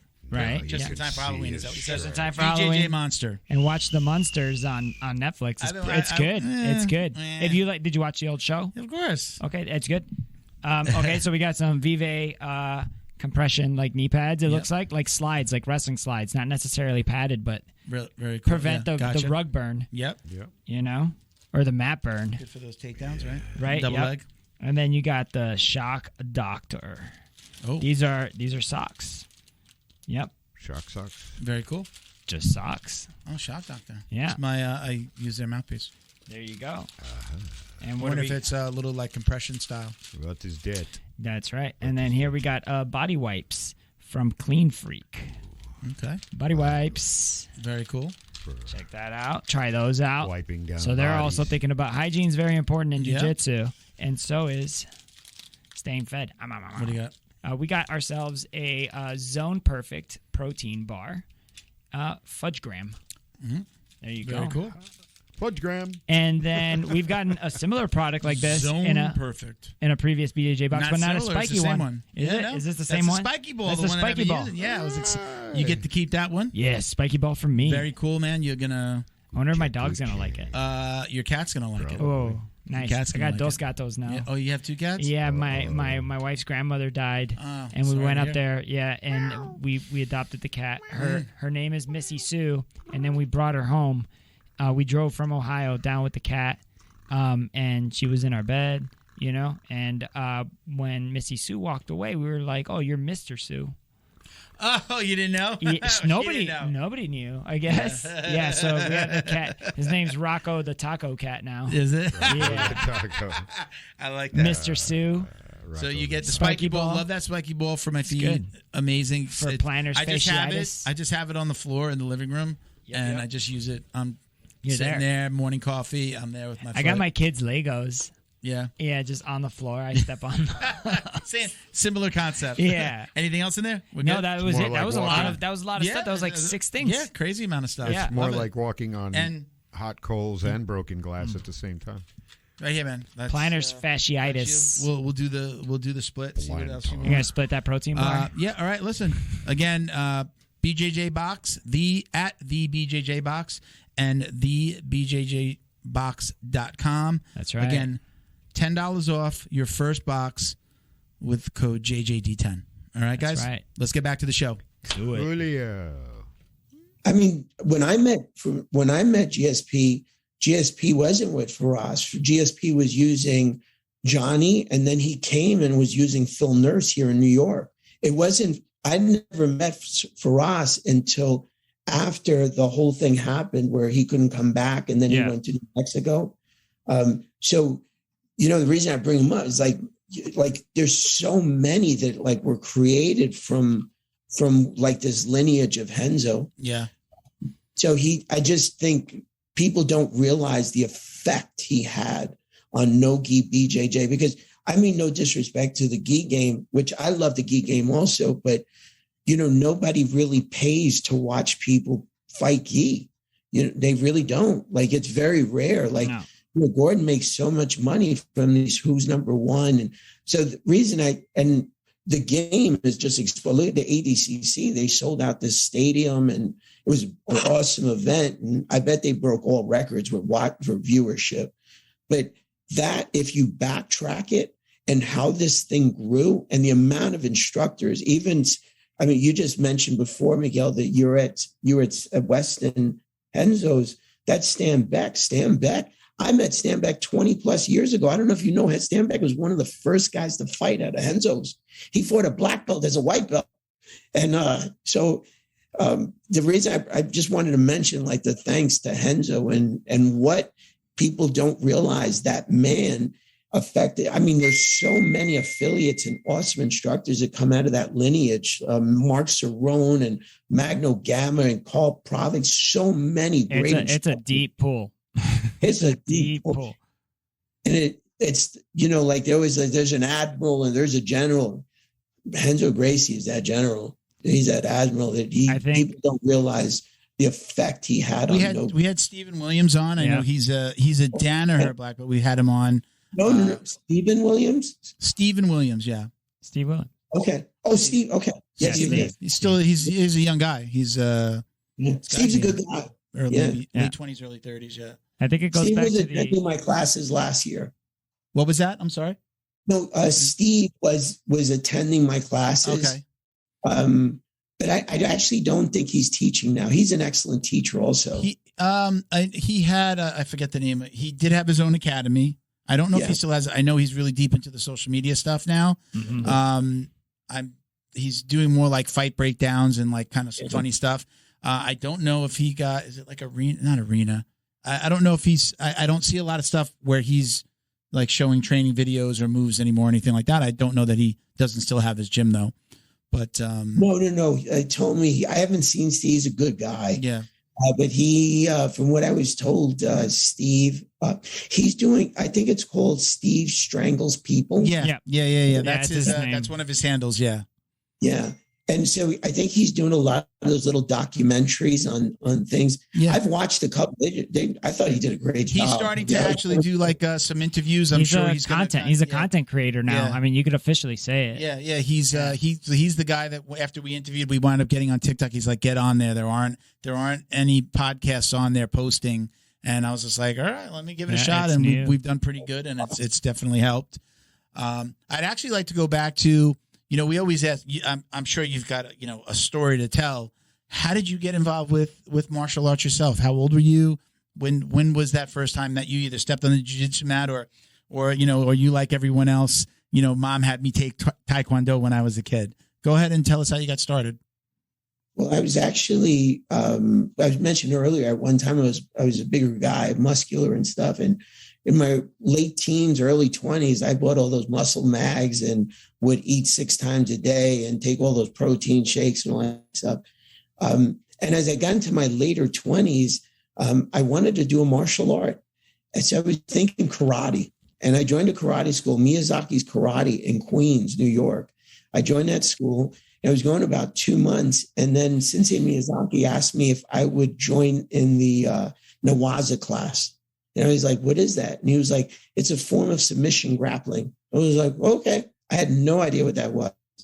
I took the class. I fell in love instantly. I literally got beat up for I must have got tapped every 5 seconds for about an hour straight. I had no idea what I was doing.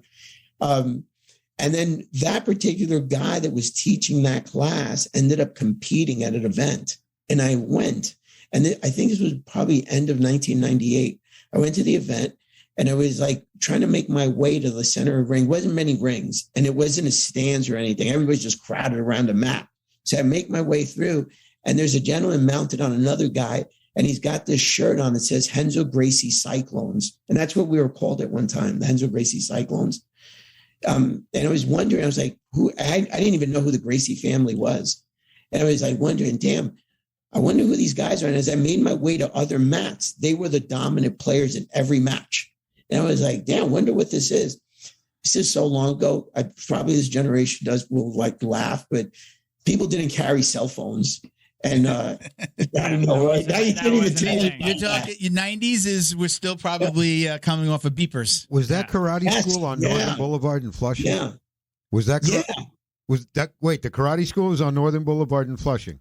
Yes, sir. That is Miyazaki. Near the fort there. It was just down from the fort. Dude, I went to that karate school. Miyazaki was my sensei. Small world.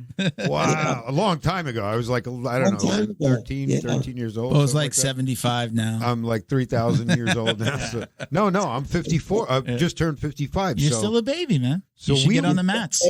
So Mike and I probably... Professor, tell him you're never too old.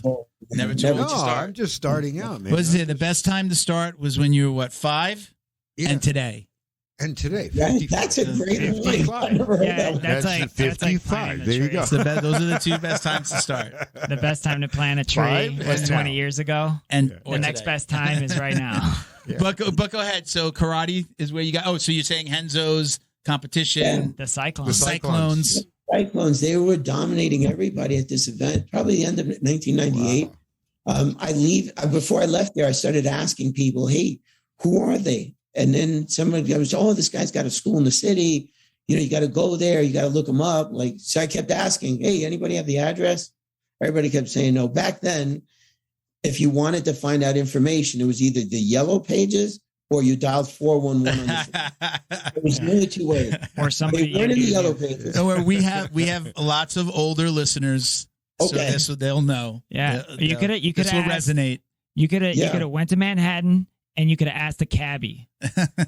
Cabbies know everything. Yeah, that was pre-GPS. Yeah, pre-Uber. Oh, yeah. So I actually, I ended up calling 411 because they weren't in the yellow page. I looked through every different book I could find. I was dialing 411, and they gave me a number to the Renzo Gracie Academy. I called that number probably for about 2 months straight. And all it would do is ring, ring, ring. No one ever answered. Yeah, this is how the Great academy. Marketing. This is how the academy was run a long time ago. I don't even know if that was his number. I literally called it every day, 6 times a day, every different time I could think of to see if somebody would answer. Wow. They never did. Waited for about 2 months. Then on a Friday night, I was going out to dinner with my wife, and I said, "Hey, could we stop at this address?" And she was like, "What do you want to do?" I said, "Hey, I don't know. I just want to see if this place really exists." I went there, went upstairs. We famously were known as the Academy above the Methadone Clinic because I guess Renzo got really cheap space at that time. And we were on the 3rd or 4th floor. I forget what floor we were on, but the floors below us it was a methadone clinic where you had to be homeless. And either back then, HIV and AIDS were like the pandemic of that time. So you had to have like basically the 3 things. You had to be homeless or AIDS or HIV positive, homeless, and addicted to methadone. You had to have all 3 of them to be able to. Yeah, to be in there. So, great. It was a requirement. So, that's where he was, above the methadone clinic. I went there on a Friday night. I went up in the elevator. The elevator door would open up. And if you ever watched old footage of Renzo rolling with Hyan or Renzo rolling with John, that was the academy above the methadone clinic. So the elevator doors open. I step out. There's this little bench. And I remember, I don't know if you guys have had Sean Williams on, but everybody knows who Sean is. John has a Renzo's in Tennessee, but he's also the announcer. He just did ADCC, awesome announcer, and also an amazing teacher also. So I open it up, and Sean is right there. And I go, "Hey, could I watch?" And he goes, "Yeah, sit down and watch." I watched everybody roll. I asked him if I could come back on Monday and join. He said, "Come back." And Monday morning I was there. I left there on cloud 9. I literally got killed for like 2 hours against people half my size. I ran out of there. I think it was a quarter because no one had cell phones back then. I ran to Penn Station. I threw a quarter in the payphone because there were payphones everywhere. Made by a company called Bell that doesn't exist anymore. Yeah. I called my wife and I say to her, my God, I love this. And she started asking me questions. She was asking me what it was like. And I told her, and she goes, so what happens? I go, like you have to make this man give up. And she goes, so does he say give up? I go, he taps you and then you let go of him. And she goes, why would you do this? And she just couldn't understand it. Obviously, it's my ex-wife. Wait till I get home. It's your ex-wife, did you say? Obviously, it's my ex-wife. Yeah. I got married a second. My wife is so supportive of everything I do now. But first way, I got married young. Our views were a little bit different as we got older. Guilty. Yeah. So I want to ask you this very particular question. What was it about that feeling? You said you went out there, you on cloud 9. For you, I know what it was for me. What about that feeling? How or why did you fall in love? At that time, I didn't understand it. But now, I mean, it all is for different people.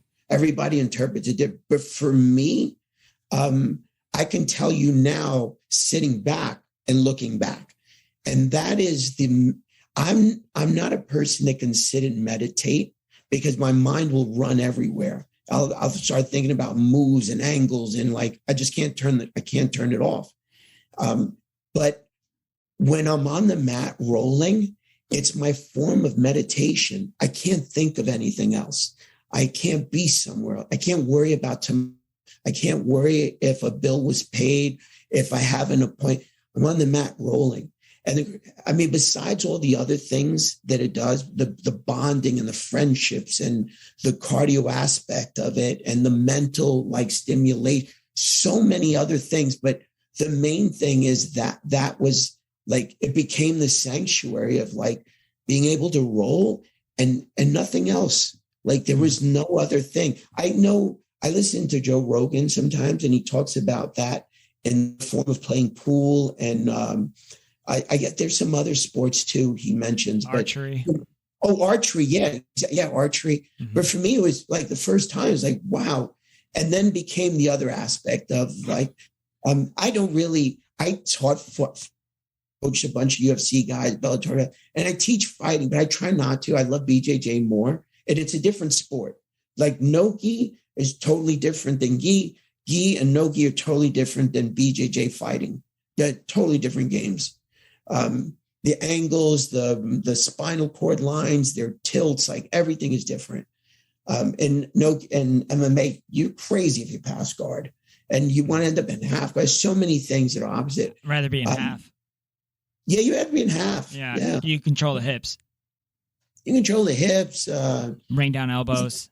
Yeah, everybody has a shot with a haymaker once they stand. And if our game is BJJ, we have to be able to control a man, manipulate their angles. Like, I got off the subject for a second with the question. It was talking about that moment, like what made you fall in love, and yeah, it's for me, it's the mental. Yeah.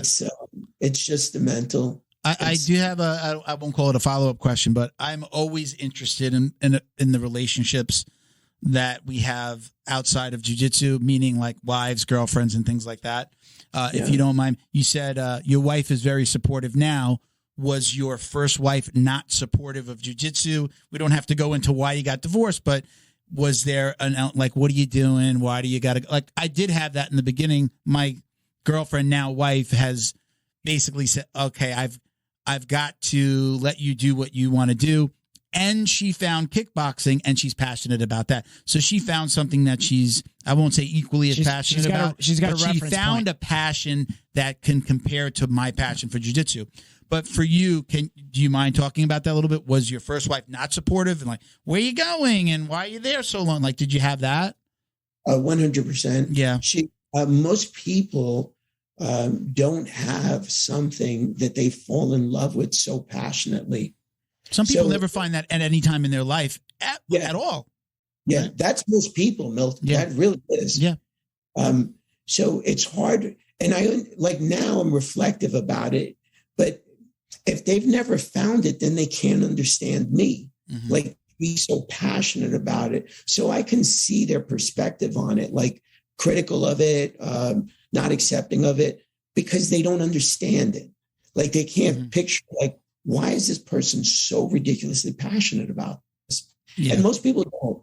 I feel fortunate. Maybe somebody else might look at it different because, it's like, they want to, whatever, look at many different things. So they never fall in love with something so passionate deeply. But for me, it's my personality. It fits. Does your current wife train? No, she doesn't. Actually. Okay. No, she was a fitness competitor at one time. Okay. She helps me. I do something else outside of BJJ also. I can't support myself, so BJJ. So she helps me with that also, but she's super supportive. Yeah. I'm very fortunate. My daughter's super supportive. My daughter did play BJJ, but enjoys dance more than that. And my wife never has, but incredibly supportive of what I do. And I'm fortunate. I feel very lucky to have her. Yeah. I feel like you'd be like you're a very intentional person, especially like when I watch you, like, again, you're very specific. You've said, and you even asked us earlier, like, do you guys play BJJ? Is there a reason why you use that term? Like a lot of us will say train, I'm going to the gym. You've used that specifically, those words together. Is there a reason for that for you? Is that something that was kind of like taught to you from the beginning? Of why I term it the game? Well, you say, do you play BJJ? Game and play. You'll say, like play. You ask us, do you guys play? Are you, do you play BJJ? Oh, man, that's a great question. I could tell you a bunch of different angles of that. Yeah, but like people sometimes, and we'll play. I'll just tell you one angle of it. People sometimes will say the word train. What's train? Trains with intensity.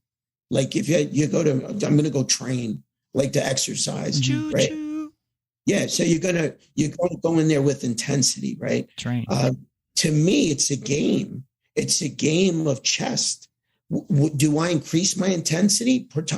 Potentially at times, if there's an opportunity to advance my position or if I need to counter at something.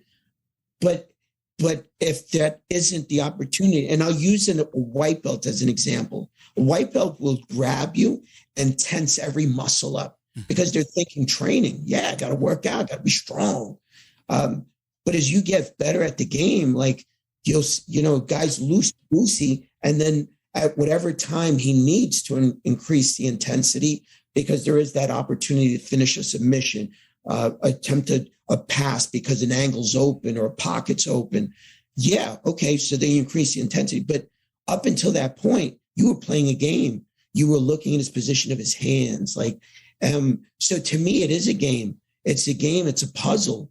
It's a mechanical, like, unknown of a person. Like, I don't know anything about you. I don't know how much your shoulders rotate. I don't know how strong your grips are. Like, it's this game of an unknown. So to me, it is a game. Okay. Yeah, that's what it's this beautiful game of of interchanging chess pieces and unknown. And that's what the human mind gets so stimulated in, this addiction. Yep. I don't know. I never played archery, but I did play golf for a little bit. And then I realized it, like, in golf, like, I have these friends who are so passionate and addicted to it. And I was always wondering, like, I wonder what their addiction is to it. Golf is never ending, just like jiu-jitsu. I play golf. Yeah, because it's a game you can't master, because the unknown and the variable is always so, it's, every angle, everything changes within 4 inches. And then when there's 4 inches, there's like 3 to 4 counters, whether offensive or defensive, the moment they move those 4 inches. So I need to reprocess and rethink. And then really at the highest levels, it's about read and reaction speed. The moment I read, can I react fast enough? That's what the difference is between Gordon and the next guy. They all know the same moves. Like, at this point, there's no surprises. If you want to tell me that a couple of years ago, when Johnny came up with the system of the leg locks and the entries, there was a surprise, but not anymore. Mm-hmm. So that is taken out of the equation. You hear that? So now it becomes this game of, like, exchanging, like, moves and pieces and angles. And I'm sorry to ramp. No, You're on a talk show. You got to talk. I love it. Thank you. That is exactly how I think of jiu-jitsu, and I've self-diagnosed all my issues to bandwidth issues. I know the moves. I could sit there. You could just like show me like a slideshow, like just like cards, and just go, what's this person doing? What's this person doing? I could tell you. But like when you're in a situation and you've never been in that situation before, and then I know what to do, but I can't do it fast enough because they're already faster than I am. And that's where you find the other person. That's how you know that's when you really go like, man, that was nice. Because you understood that you knew how to get out of that. Well, you knew it like it was about to happen. Yeah, but by you the saw time it coming. It's already done. Yeah. He's already got you in a precarious position. And when you're a white belt, it's like that scene from Austin Powers when he's going to get run over by the steamroller. And it's so slow and it's funny. So far away forever. But in jiu-jitsu, dude, you could literally get steamrolled like that just because you're dumb. And not dumb, but just like you just don't know. You don't know what you don't know. Sloth crossing a railroad. And to go on to the playing the game thing, it's like, again, like the white belt, I was like the super tense up. I'm sure everybody goes through that phase. And it's like when you're playing, you have fun. Yeah. When you take something serious, you're tense. Yeah. Right. And then on top of that, the journey in jiu-jitsu, I think the reason like I love jiu-jitsu, which is the same reason you love jiu-jitsu, the cerebral thing, and it's never ending. It's so many successful people have said this. It's like, my dream was to get a Lamborghini. The journey to get the Lamborghini is way more fun than when you push the start button and drive it down the street. I actually agree with that. Right? We are never going to get to the Lamborghini. Yeah. I think it's a bad analogy. Well, I think I get the analogy of like once you get there, you're like, wait a minute, the journey's fun. You kind of almost miss the journey. Well, the journey was the fun part. Enjoy that journey. I think we say that in jiu-jitsu, like enjoy the journey because.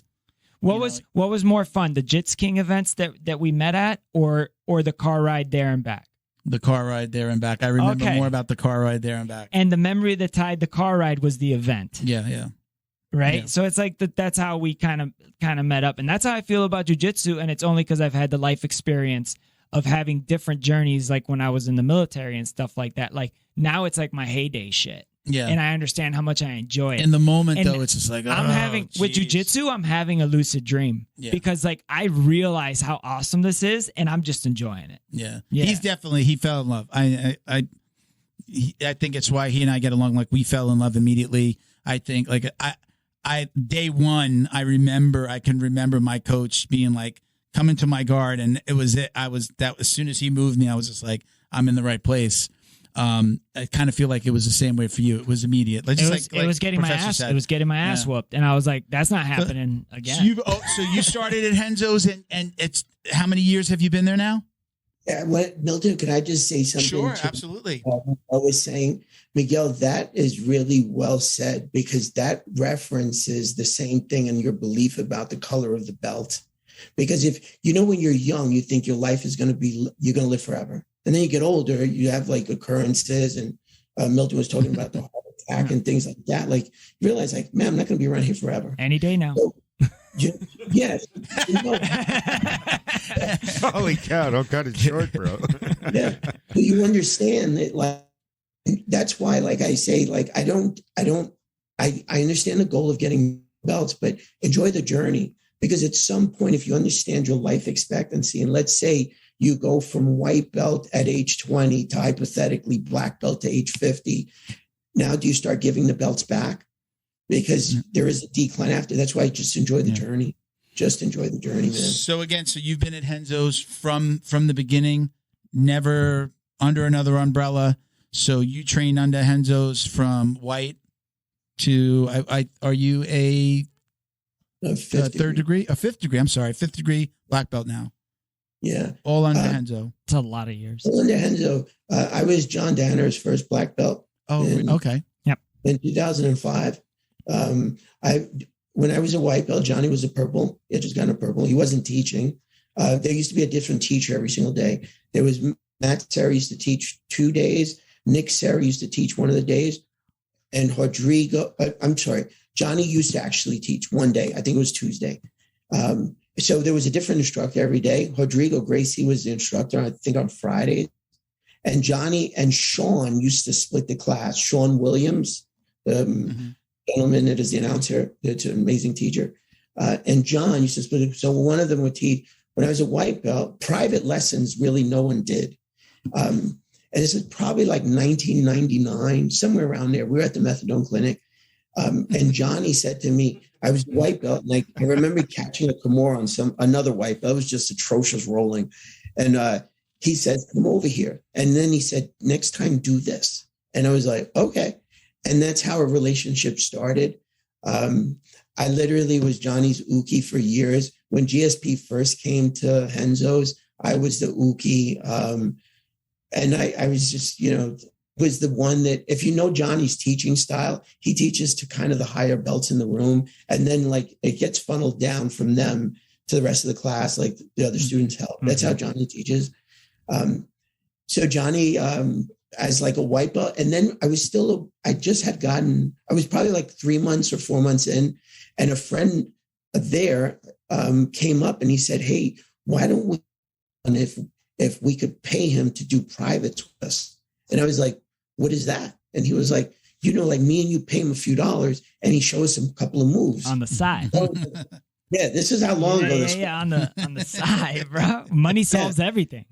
Yeah. And at that time, John, I don't know if you guys know John's story, but John, besides going to Columbia, John was a bouncer. Yeah, I was gonna say these were during the bouncer days when he. Yeah, this is during the bouncer days. His bow tie was a clip-on bow tie because he knew it was a threat to wear a bow tie that they could strangle him with or something like that. Yeah, Miguel, Johnny would come in the next day and I'd go, get any fights? He was like, yeah, mate. And then we'd go through like for 20 minutes on who he choked out, who he dragged out of the bar, like what bottle hit him in the back of the head. I wonder if he ever took off his blazer before a fight and then gave the blazer to the guy and then say, because I feel like he's so smart and like playing 4D chess that all he wants to do is like practice like some osotogari, some bullshit like that. And he's like, hey, this is a $400 jacket. I'm going to kick you out of this club. If your shoulders touch the mat or the floor, you have to give me the jacket back. If not, you can keep it. Just so he could practice the move. I will tell you guys a great story that I don't think anybody has ever repeated. Exclusive. Let's hear it. So this is an exclusive. So John wrote that book. He was so instrumental in writing that first book with Hoyler and Renzo. And then John wrote another book. I forget the other book he wrote. Do you guys know the name of it? I can tell you in about 7 seconds. Yeah, you can look it up. So there was a gentleman at Renzo's. So the reason I bring it up is that you mentioned Johnny practicing his steps and throws and stuff. So I'm going to fast forward the story, but this gentleman's in bed with his wife. And for weeks, this lady, his wife had been telling him about this crazy man on the subway platforms. They would do like these steps and like, it was just, I was insane. And he was like, man, you guys see this guy's crazy. He's on the platform. He gets on the train. He starts doing these steps. It's like, no one's with him. It's really weird. And they're in bed. And this guy, Frank, buys the book. I forget Frank's last name, but he buys John's book and he opens it up. And as he's going through it, she goes, oh my God, that's the guy. Johnny was practicing his throws on the subway. Wow. Yeah. That's awesome. Is it mastering jiu-jitsu? Yes. And to finish off that story is that of doing privates with John, the privates would be like 2.5, 3 hours long. Back then, Renzo's didn't have a morning class. It was either afternoon or evening. And Johnny would teach that one afternoon class, and he would always be there in the afternoon with me. And we would do these privates that were like 2.5 hours long, to the point where the guy that was the partner, the gentleman that was my friend at the time, he would have to go home. He lived far on Long Island. It was a long drive for him. So he would have to go, hey, guys, I have to get out of here. And then, and that's before people really knew who Johnny was and how astute he was at the game. And he's really a mastermind of the game. He really is. Really. Yeah. And a lot of other games. I mean, his love for jiu-jitsu, sambo, judo, wrestling, catch wrestling. He's teaching stand-up, right? He's teaching stand-up to a lot of his guys. You guys got to spend some time with him. He's beyond that. Yeah. He's help us out. Knowledgeable guy on airplanes. His father was like a fighter pilot. Forget about knives. I mean, Yeah, and other things too. You can talk to John about from things from Led Zeppelin and music to guns. Like Philosophy. Yeah. I tell you a quick story is, John's an atheist, and I don't, maybe he follows religion. I'm not sure, so I shouldn't say that, but he's read the Torah, the Quran, and the Bible multiple times. And there was a gentleman one time during Ramadan that made some mention to another gentleman that was Muslim about what the Quran says. And John interrupted and said, this is how I know that he read it. And he goes, no, that's not what it says. It says this. And he proceeded to say exactly what the verses say. And I said, John, you study the Quran? He said, no. And I said, you've read the Quran? He said, multiple times. And I said, have you read the Bible? He's multiple times. How about the Torah? Multiple times. So John's he's well-versed in. Does he have a photographic memory? He's got something. He's intelligent for sure. Sounds like he's just curious, man. He's curious energy. He's curious about everything. Yeah, true. And once he delves into a topic, John is really, really smart about a lot of topics. I tried to get him to do a podcast, but I think his passion is for teaching. Like to host a podcast? I just, if you don't. He could do a solo one like Bill Burr does, where he just sits in front of the camera. I'd listen to him talk. Because you know what? He would be a great podcast host, just because he's so well knowledge, but he doesn't make you feel like he knows more than you. He's just real. And there's so many topics that you'll just be blown away on how deep he knows about the topic. I'll tell you a fascinating story. Johnny took me under his wing and taught me, and, I'm thankful because now I've replaced him there, and he's done so many great things for me and appreciative of it. And I'll tell you a story about him. This probably was around 2001 where he really started teaching me, and his private started to grow because back then it was you couldn't really have access to knowledge. So if somebody knew a move, everybody crowded around like, hey, I got a move to show you. Everybody like, oh my God, they'd run over and everybody sit in the huddle. So John knew a lot. It was he was so far more advanced than everybody. And one day he said to me, I want you to watch this VHS tape. I know now kids probably what are VHS tapes? But my daughter recently, there was a VHS tape on the street. This is about a couple of years ago, actually now. And she looks at it. She goes, what is that? I go, it's a VHS tape. And she goes, but what is it? And I was like, gosh. So sometimes when I make mention, I just think everybody knows what a VHS tape is. And I'll tell a different story about that in a second about Xerox. But so I end up, he gives me a VHS tape. It's 8 hours because back then there was the VHS tapes, you can select the speed. It was 8 hours of Hickson Gracie rolling. And it was, some of it was some was grainy, some was black and white. Most of it didn't have sound. It's and sometimes it was hard to find who Hickson was. And so we're talking 8 hours. Yeah. And John knew exactly certain positions. He wanted me to review and go over. And I was like, when is that? He was 3 hours and 33 seconds. Okay. At one point I go to him, Johnny, how many times have you watched me? And he said about 40. And if you equate to 40, because I was thinking this when he told, I went home and I was like, he watched this 40 times. Yeah, it's 4 times 8. No, we're talking about 40 times 8. So basically you didn't go to work. Hours. Yeah, you didn't go to, if you think about a 40-hour work week, you basically didn't go to work for 5 weeks and you just watch it every day.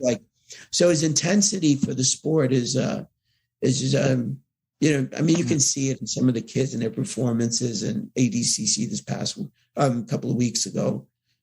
He's brilliant. He's really smart. Tell us the VHS. Was that, you mentioned something else? Was it your daughter with the VHS tape? Yeah, she saw one laying in the he had another story, he said. About the Xerox. I was teaching recently about this Olympic roll to go to a Darce, and I was trying to explain the angle of what you're trying to do and how you're trying basically to press bone and flesh up into one of the arteries. Basically, you're blood collecting. You have the 2 major arteries in the front and the back. And I was trying to explain how the form should almost go across like a Xerox. And what I meant was a copy machine. Like, and I said, as a Xerox machine. And afterwards, one of the young men in the room goes, "Professor, can I ask you a question?" And I go, "Yeah, what's a Xerox machine?" And I went, "Oh my God, okay." I had another young lady said to me, just a fabulous young lady in the class, goes, you know, a lot of people don't know what Xerox means. And I was like, yeah, okay, I get, yeah, you're right. I know. It's just a company in the S&P 500. Yeah. No big deal. Oh, yeah. Professor, we have a whole bunch of questions. I'm sorry, I didn't mean to interrupt you. We got a few questions. I picked out some of my favorite. I definitely want to get to these listener questions if you don't mind. We're going to dive right in. Okay. Yes. We have B. Anderson. Esquire. I don't know if you might know some of these people. They might be students. I think one of them was a student, but we'll say, so is there a bar fight or altercation story from the early 90s that you, Henzo, and or Danaher, or with you, Henzo, and or Danaher? Was that the one that you told us already? A bar fight? Yeah, this person, I guess he might know you. Do you know a B. Anderson? I do. Okay, he says, is there a bar fight or altercation story from the early 90s with you, Henzo, and Danaher? No, not the three of us. No. Okay. John used to get into a lot of altercations, but through bouncing. Yeah. No, not the three of us. And he says, was Zubaz or a fanny pack involved? Again, it sounds like this guy's got some intimate knowledge of a story. Yeah, no, I don't know that. No. Okay, so we'll move on. Damn. So we have Tommy _Nightmare.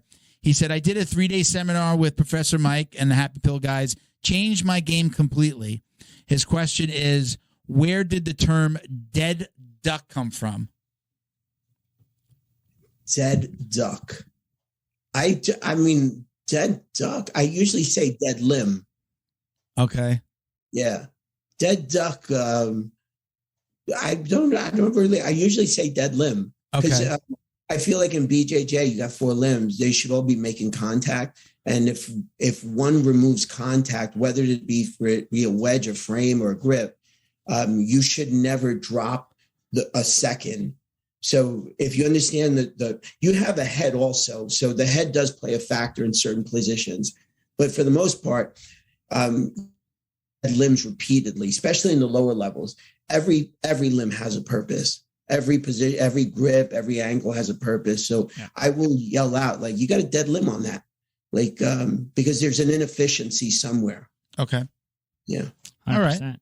I just thought about the neck thing you said, man, and you're totally right. What's that? The head. It's like when you're on your belly, your head's always up. If you're belly down, your head is a limb that's used to post a lot, especially for counterbalance moves. If both of your other limbs are being used, and then when you're on your back, your head's always off the mat, so you could stay in a rocking chair. I learned that from one of my former coach, Adolfo. Yeah, he used to, every time I rolled with him, he was using his head to base, and I just thought about it right now. A lot. Yeah, no, it was something that I never did, and then I just like rolling with him. Really, actually watching him roll, I would see him be able to do some really weird stuff while he was based on his head. I'm like, Jesus, you could float. You could float a lot better. Yeah. All right, we have another question. We have Mary Oso _ Moley. Again, I don't know if you know this person. What advice would you give a BJJ student looking for a new school? Well, that's a good question. If they're a new student, I want the environment more. If you fall in love with the game, and especially with social media now, you'll know after a couple of years, good teaching, or if there's fundamentals lacking, like if you become a fan of the game. But in the beginning, I think environment is very big. I think that, it's an intimidating sport. Like especially you go into Henzo's, and I've been there a long time, so I just walk in, but I always get the same thing. Like my nephew told me not too long ago, he's like, man, it's like very intimidating to walk in here, and you lose sight of that because we've been around the game so long. So for the new person, like somewhere comfortable that you'll want to return the next day and the following day and the following day. And if you fall in love with the art, but even in rehabs, right? In rehab, they have these people go for 28 consecutive days because they've realized that somehow habits are broken at that time. So in the beginning, environment, just a cool vibe, good people, like some reason why I want to return. But if you, in the beginning, it's like, meathead kind of was a term that they used to use for gyms back in the days. I don't really know how to describe, where it's like not warm, not friendly, like competitive. Like meathead is usually like there's a bunch of big guys walking around and like flexing, popping out their chest, you know. In the beginning, this environment that you want to go back the next day, that it's a family atmosphere. Later on, if you fall in love with it, we'll reevaluate it at that point. We'll look at it from a different angle. What about a higher ranking person trying to find a new gym, like purple and up, has to move, go find a new gym? What are you looking for there? Now, then the question then is, what is that guy's goal? Is that to compete? Is that because if the goal is to compete, then you're looking for the highest level trainers. You're looking for two things. Let's say the excellence of the instructor, or some form that you watch him teach and you go, you know, there's something different here than where you've been. Otherwise you should stay. And then the second thing is, steel does sharpen steel. And then I had mentioned earlier about read and reaction speed. And then you got like at Renzo's, these kids exploded. And what the fame of that thing built is like, you know, in order for you to, it's almost like a video game. In video games, you buy this video game and then you're on level 1, right? From the beginning, you're going, wow, this is so fast, I can't keep up. Play it for a year, right? And then you're on level 9 and you return to level 1 and you're like, my God, this is so slow, I'm bored. And that's what read and reaction speed is. Like, so if you're a purple belt and you're looking to compete at a super high level, you need to see the game at a fast pace because you have to learn to read and react faster. So your training partners, incredibly important, because what level of trainers do you have? Competitive trainers there, guys competing already or about to compete, about to make breakthroughs. You want those speed. You also want to find there, like one of the things that I saw, John had a comment on Lex Friedman's show recently about Gary.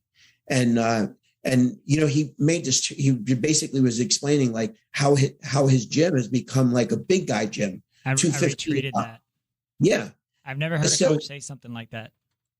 Oh, definitely. That's a big fact. Like if you're like a 240, 250, I don't have enough players in Manhattan for me to feed them to you so I wouldn't recommend coming here. Yeah. But if you're a 170 or 150, I got sharks for you. They're going to improve, whether you beat them up or not, doesn't matter. You just want to get better. So they're going to give you high level speed to read and react faster. Mm-hmm. If I go back to Gary, like, so the question with the purple belt is like, you got to also select a gym that has those parameters for you. They're similar training partners for the brackets you're going to be in. So if you could find all three of those. Lastly, listen, if you're a competitor, you know, how did these guys train back in the days in Brazil? Then you don't need environment. You're there for a reason. You're there to get like significantly better. Your reading reaction speed. We addressed the issue with the instructor. Like, is he opening your eyes up to different dimensions? Hopefully he is, because, you know, if you're looking to compete at a high level and you're purple above, you want to find all those things. Yeah. Yeah. Well said. I know that, you know, we've talked about this a little bit too. If you don't feel comfortable, especially, you know, there's a woman asking this question. If you don't feel comfortable in a gym, find another gym. You know, you should be, you know, take that. I don't know if, you know, everybody does it, but I mean, down here, everybody does a free week, you know, come in, check out the classes. You can, you know, come all 5, 6, 7 days, whatever you need. If you don't feel comfortable, you might be in the wrong gym. For a woman, I do think that it's important, especially again, after the events of the last few years, that you find a gym with a heavy female presence.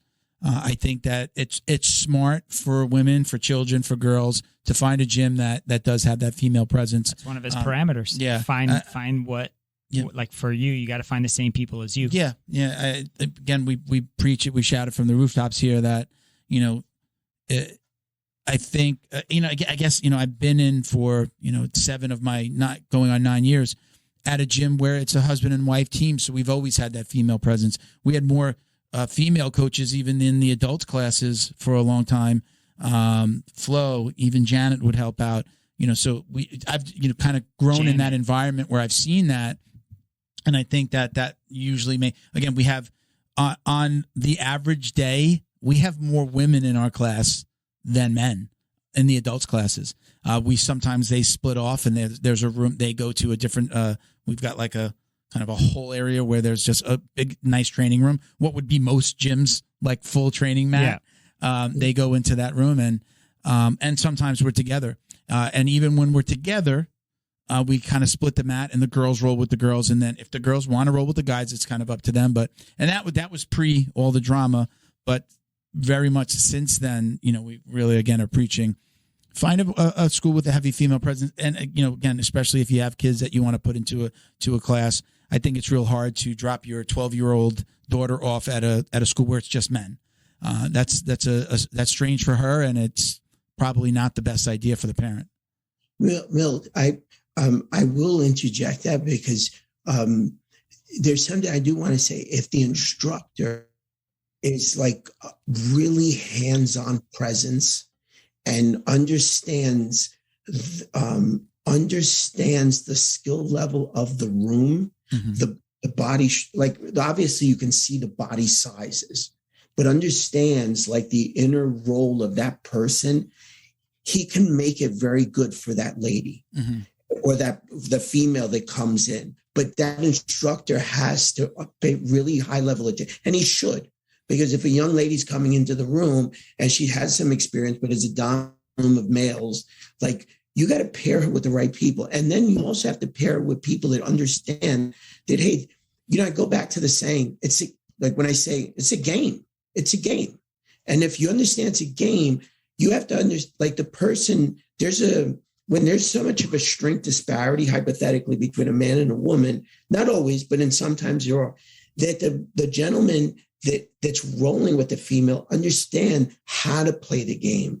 Like it's not about strength. It's about manipulation of joints and angles, and because then it becomes a game.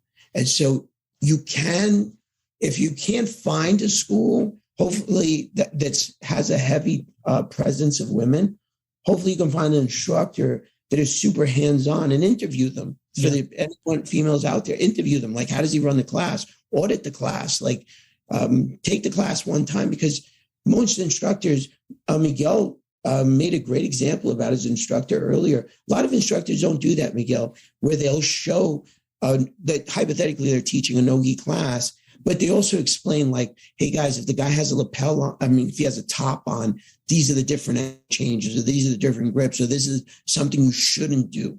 So potentially a young lady could find a great spot. That doesn't have, yeah. Did you? I thought you had follow-up. I thought you were. No, man, that's right on the head. I feel comfortable at my gym. Yeah. I could drop my kids off there. Yeah. I love when my coach said, when we're going to I've also spent, I'm just sorry. I've also spent personal time with the people who teach at my gym. Even the blue belts that teach, I've gone to social events with them. We've watched fights together. So not in terms of hey, I'm going to do this to vet them, but through creating a friendship and a relationship with jiu-jitsu, I've vetted them essentially. Yeah. I like when my coach, when we're going to drill or we're going to spar, he makes a point to say this now more than ever. He says, because we have a lot of big guys, it says, grab somebody that okay, we're ready to drill. Grab somebody that makes sense. Yeah. When he sees the 150-pound white belt, he'll stop with the with me. I think for me, he'll know that I'm gonna I jokingly say I'll be gentle. I'll be gentle. He'll be like, hey, first day. He knows that I do like to teach, not coach, but I'm gonna teach, and I'm gonna do a little jiu-jitsu 101 when it's a brand new person. But again, he's not gonna let the 150-pound white belt that's been there for maybe a month roll with the purple belt that's close to twice his weight. He knows it, and he moves people around. He'll be like, no, come here, go over here, when go you over here. When you get the white on white, yeah, dude, that gets epic. We have a lot of big guys in my gym. I'm over 230, and we have guys that are heavier than me, and a lot of them are white belts. And a lot of them, they're still in the mindset where I want to win and I want to win practice versus like really, really understanding. Like they haven't learned to leave the ego at the door. I definitely think that's something that takes a little time. And those guys, they just want to win. They want to win drilling and they want to win, the actual. I think we talk about this so much, man. I just think it's a phase you have to go through. It's part of the journey. And I think it's a part of the journey that everybody gets to experience. Do you agree with that, Professor? Yeah, absolutely. Doesn't matter, dude. How many people have we had on here? Yeah. Say like, if you got to say something to a white belt, what is it? They're like, take it easy. Yeah. I think I'm waiting for the instructor that we ask that question to and go, just be a fucking white belt because you're gonna do whatever you're gonna want to do. Miguel's the guy that says, "No, I smash all the white belts. I don't care." Yeah. We were joking before. He wants to be known. He wants to be known as the guy that smashes all the new white belts. So I was telling him earlier today. So there's this guy named Tom, right? A great guy. His whole family are killers. His kid. I've probably been submitted by his whole entire family, even like his 8-year-old kid. But he was the first guy I ever rolled with. And I've always done, I did wrestling, I did combatives in the military. I love one-on-one sports. I like super competitive with the dumbest shit. It doesn't matter what it is. And so I put my daughter in it. And then, I was sitting there watching and I was like, well, I'm just here. I might as well it was maybe even a subconscious thing to do because I did want to do it. I don't know. And so anyways, I started doing it. First guy I roll with is Tom. Tom is a black belt judoka. At the time, he's brown belt. But I mean, he's like tough. Brazilian. He was a brown belt under Cyborg as well. His middle name's Hammer, right? So, anyways, he's my first live roll ever at that school, and he obviously smashes past my guard, no problem. Gets inside control. He's just riding me, right? And then he's whispering in my ear. He's like, fight for your life. Fight. And I'm 30 something years old. I'm a grown man. And like, I didn't get offended one bit. I was like, man, he's right. I was like, that's it. I'm coming back. Like, yeah. And you fell in love with it. Yeah. Well, I've always loved combat sports. My wrestling coach used to show us UFC stuff and talk about the UFC and even potentially joining it because he was a young wrestler, young grappler. In the military, we got taught the Gracie Combatives jiu-jitsu program, and I learned it at Fort Bragg. I learned it in Missouri during sapper school, and you get out. Like you, man, my stepdad at the time, he was the super for the community that we lived in, the apartments. So he had to hook up with the Adelphia guy. So we had the black box. We watched cable, the cable guy. You know what I'm saying? We watched the Showtime. The HBO home box office, baby. Watched all the fights, all the Tyson fights. I grew up always. Yeah, I came to America when the Gulf War was happening. So the first thing I saw in America was just like, what? Like, if we don't like somebody, we just go over there. Okay, I've always been into it. All right, Professor, we've been on for about an hour and 50. We don't want to keep you all night. We have a little segment at the end of the episode. We call it the drill down. These are some of the common questions that we get from a lot of people. So we've kind of put this together over time. By any chance, are you a fan of The Walking Dead? Are you Man, I was up until about season 5, but I love those zombie things. Yeah. I love them. All those apocalypse movies. And So I came up with this concept when we first started. We were probably a few episodes in, and I had just started watching. It was years after it had aired, and I just started watching. And he would ask everybody 3 questions. The main character, I forget his name, right? He'd ask everybody 3 questions like, how many people have you killed? How many zombies have you killed? How many humans have you killed, and why? This is where this came from. So I started to ask a few of the same questions of everybody, and it's become the drill down. So I think this one's obvious, but I'm going to ask it anyway. What's your preference, gi or no gi? No gi. Yeah. All right. Takedown or pull guard? Takedown. Okay. Now then we get into some of the fun ones. Music during rolling. Yes or no? I blast it. Yeah.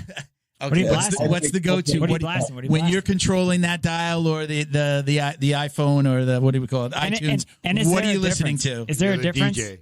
Man, I put on such a wide range of stuff from DMX to Led Zeppelin to Tina Turner. I literally, I go to Michael Jackson and go to Drake. And you know what, because earlier I told you, like, there's so many people, there's 100 people. So I just try to mix it up, and I try to throw a little bit of everything, stuff that has a cool beat. I care more about beats. Sometimes I don't pay attention to the words. Who's you guys? I think we mentioned it. Is it the Cro-Mags? The Cro-Mags. Is that guy a good? Harley Flanagan. He trains with you guys, right? He's been there for a really long time, right? Yeah, he's a good guy. Yeah. I actually saw him last week, and I think he's. I forgot where overseas. I think right now opening for, I think the Misfits or some band. Misfits. I think that's who's somewhere. Miguel could talk that genre of music. Yeah, Harley's a good guy. Yeah. If it's Misfits, it's probably like Misfits, Black Flag, and I don't want to mess it. He sent me who, and I totally forgot. Like, sorry about that, Hall. No. I mean, cool. That's a very particular type of music. When you're talking about the Cro-Mags, I thought you might mean, like, you know, we go, because is that really, again, I don't know it. Is it really like hard rock? Is it's it more. Like it's metal? like it's like metal punk. Yeah, but more like old school punk, like punk, Ramones, and Harley actually came out with a gi and a rash guard and shorts, so I have all of them. Nice. So, he actually came out with a book too. I think. Did he do something with Epic? Was it Epic Roll? Does that name sound familiar? No. What, from Matt? Sure. I think he did the Cro-Mags. Okay. I think like their Matt at Epic Roll. I think he did the Cro-Mags gig. I'm almost positive. Don't quote me. Mm-hmm. All right. So now, are you a consumer? I use the word consumer of MMA and jiu-jitsu. Are you somebody that's watching the WNOs? You're watching the IBJJFs. I mean, I watched 12 hours of the ADCC on that Sunday, that whole day. Brazil. Are you somebody who's watching every chance they get when you're outside of the gym? No. You're the accountant that leaves the numbers at the office. That's you. You're not doing it outside. I will watch certain players. I'll watch certain matches, but it's watch certain players that I'm a fan of. Yeah. Who are those? Who are your favorite competitors to watch? Obviously, I love Gordon. I love Gary Tonin. I love the Rotolo brothers. I'm super impressed with. I love actually Greg Jones. Greg Jones so good. I think the best player to ever play the game was Rafa Mendes. So I know he doesn't compete anymore, but I still watch his stuff. Yeah. I just think that if you made him 220 pounds, like, people don't understand how deep the sequences go in the passing and stuff. And no disrespect to the that are considered high level. There's a lot of goats. Yeah, and if you watch them, they'll attempt 3 sequences and then pause. They don't understand how deep the sequences go, and with the positions of the hands and knees, it's so much going on that if you increase this man's size to 220, you're just different level. And undoubtedly one of the sexiest moves in jiu-jitsu, only when they do it and somebody from an AOJ school, is that long step pass. Oh, it looks so beautiful. You could not know anything about jiu-jitsu, and if somebody just shows you that white room, the white mats, white gi, black long sleeve everything underneath it, and just like that clean long step pass, you just show that like as a gift to somebody, they'd be like, that's dope. AOJ. Yeah. You would know it right away. You could tell when somebody watches the YouTube video and then does it at your gym. You're like, oh, okay, you want to be Cole Abate over here. What is, Professor, what is your ultimate goal in the world of jiu-jitsu? I just wanted to affect one person in a positive way. I said earlier about what BJJ means to me internally. And if I could keep changing one person or helping one person have a better day, that's really my goal. Yeah. I don't seek, I'm not a rich guy in any manner, but I don't seek money. I'm thankful that I'm comfortable.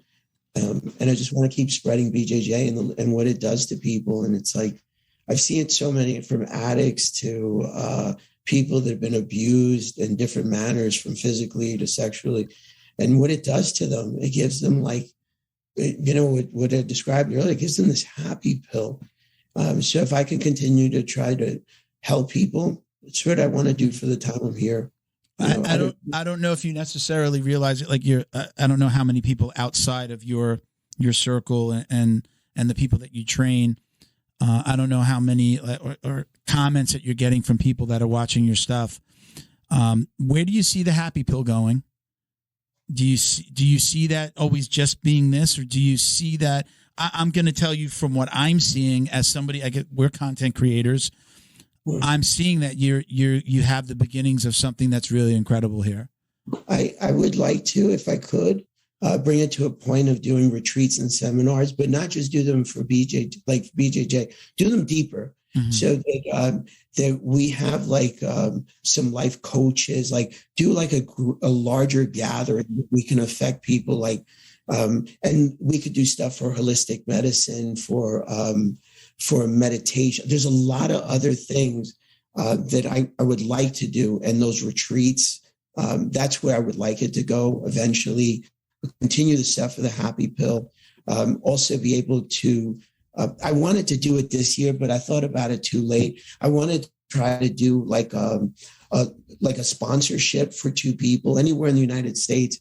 Go to the Worlds. I'll pay for it. I'll pay the registration, the hotel, and everything. But they just, for 2 minutes or a minute and a half, give a testimonial on how BJJ changed their life. And what positive thing, or what does it mean? And then a winner be selected from those 2. But I thought about it too late. But those are the type of things I would love to do, sponsor people so that they could compete. I don't care too much. I know that the business would have to make money in order to do these things, but that's not my goal. It's just to see if I could try to help people. And I love BJJ. When you're putting out the content that you're putting out, and again, I don't know if you're being approached yet, but the sponsors and money will come.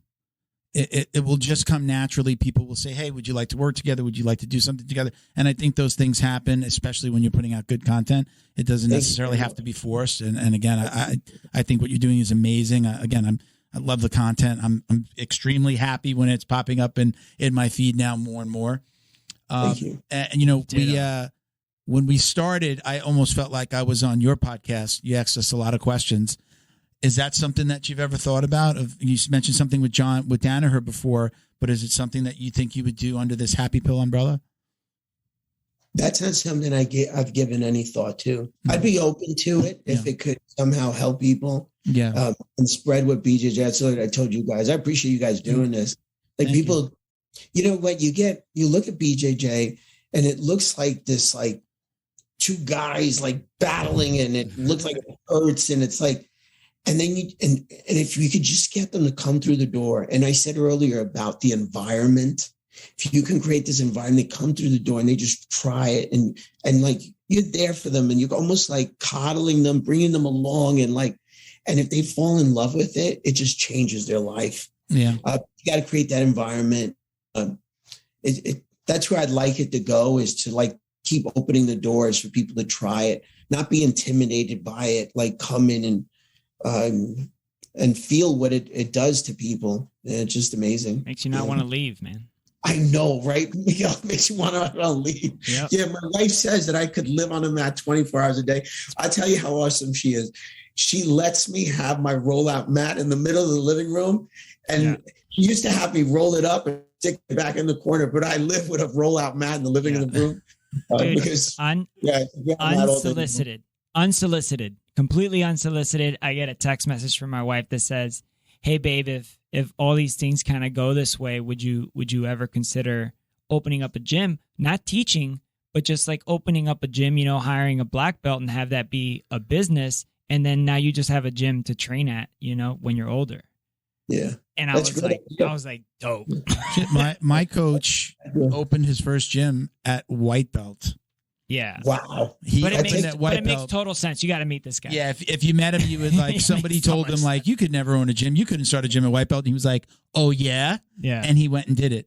And but his drive, and I'll say my children trained under Felipe, and it's not discrediting anybody, because there's a ton of ways to skin a cat, but man, the way he teaches the kids, how fun he keeps it, but also he's so serious, dude. No kids are talking. No, he's like, I don't know. I don't even know how to explain it. He just like knows. He straddles that line. He's got of fun and it's not luck. He has a written down system of how he does this, and I could just tell, man. It's just from years of experience, and he's got a knack for it, and he loves the sport. Even though sometimes he seems bitter, but like one of the things that I love is when I show up to train, he's doing the kids class, and believe it or not, he always has a talk with them at the end. It's usually a few minutes. Yeah. Maybe a parent has come in and is having a problem with the kid, so he'll address everybody so that maybe that one kid is hearing, maybe somebody had a fight, bad grades. He has these chats, but a lot of times he could be talking to the adults too. The problem, the way you're going about something, not getting the training enough, that little guy that's on your shoulder being like, you could train tomorrow. Like it's relevant for all ages. And I really do like when I come, sometimes I'm smiling and I'm looking at the guys and I go, he's talking about you. Yeah.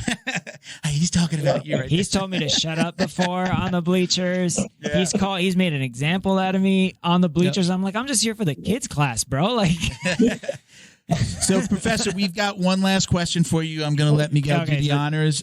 We know that you're a no-gi guy, but do you or do you not wash your jiu-jitsu belt? I have no, I don't. Okay, you were just about to say never. You've never washed any of your jiu-jitsu belts? My jiu-jitsu, not the black belt that I received from Johnny. Okay. Other belts, yes, you did when you were a lower belt. You'd wash. Yeah, I did. Okay, yeah. All right. I could respect that, but I just wouldn't wear that belt. But I don't know if you know this. There's a big community. I'll say a big community. There's a lot of people on each side of that. There's a divide. There's a divide in jiu-jitsu. Yeah, one of my co-hosts, we used to argue about it. Like, he's like, I don't wash my belt. You're not supposed. More of an old school guy. He was a black belt when I was a purple belt. His name is Junior. And I would be like, I wash my belt after every session. I throw it in with my gi, and he's like, you're not supposed to do that. You can't do that. Why would you do that? Yeah. And so that argument turned into us having a little fun with it on the show. There's a different answer from everybody. Some people get a little angry about it. Like, you shouldn't do that. The juju. It's it's fading and it makes it look like you trained more. And I was like, but I'm going to buy a new one when it fades too much or rips apart. Right. So now I got to buy. Believe it or not, there's a community out here that actually they get into it. One of the most commented videos that you'll see, like if you put, I've actually shown like Mike just posted. Yeah, I know. Yeah. Putting your belt inside of the washing machine, watch how many comments that gets on a video. Yeah. It's crazy how divisive, the silliest of issues, but how divisive it is. That's the equivalent of stirring the pot, man. And you don't even have to comment. The comments will comment on the comments. Like, they're fighting. They're like, oh, they get into it, bro. Because you wash your belt. There was a big thing recently with Henzo about which side you tie your belt on in the loops. Yeah. Yeah. Oh, and like what side the stripe should lie? Yeah. So it's supposed to be on the you go. It should be on the left. Left lapel over right lapel.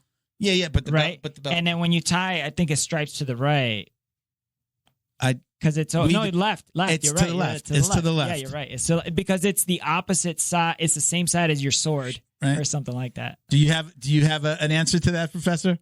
I do keep it on the left, but I think in Henzo's post, he said there was never an etiquette outlined. I think. I have seen this, what Miguel said. I've seen or heard people explain that it was it's like from samurai culture. It's just like I think not just your sword, but right, if you lost your sword in battle, like then you have a smaller. The katana. If you lose your katana, you have the smaller one, the one you commit suicide with. So, that's what we've heard. Who knows? I would love to hear it from Enzo. I have one question. You know the line, Milton, when you've probably heard when people were coming up, they're like, "I heard BJJ is really tough. Like, what if a guy pulls a knife?" And I'd always say, run, man.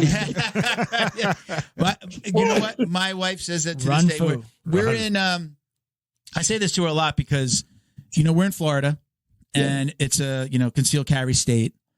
I call it the Wild West down here. Everybody's I've had people at work that you don't even expect to be like, yeah, look, and they pull up their they've got a piece in their belt, and I tell my wife all the time, she'll be like, "But you do jiu-jitsu." I go, "Yeah, but I'm not bulletproof." Yeah. So I started to carry maybe 5 years ago.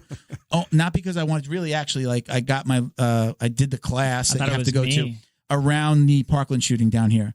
I lived one town over from Parkland. My niece and nephew would have gone to that school if they weren't enrolled in private school. At least my niece would have still been in school, and their neighbor.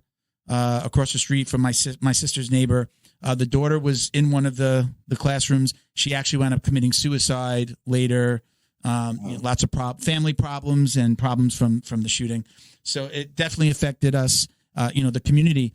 But I started carrying because of that. I don't want to carry. I grew up with my dad was a cop. I never touched a gun until I came to Florida. My first coach took me shooting, but never had a gun, never wanted a gun. It was never even a thought in my mind.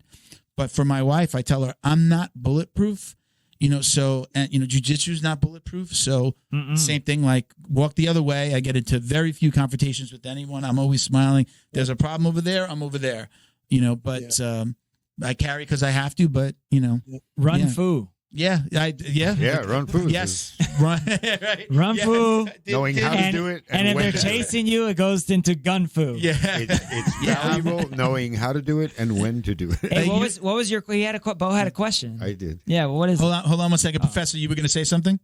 No, I was about to say the other one that they tell you is, what if 12 people run at you? I go, well, you're probably going to get beat up. Yeah.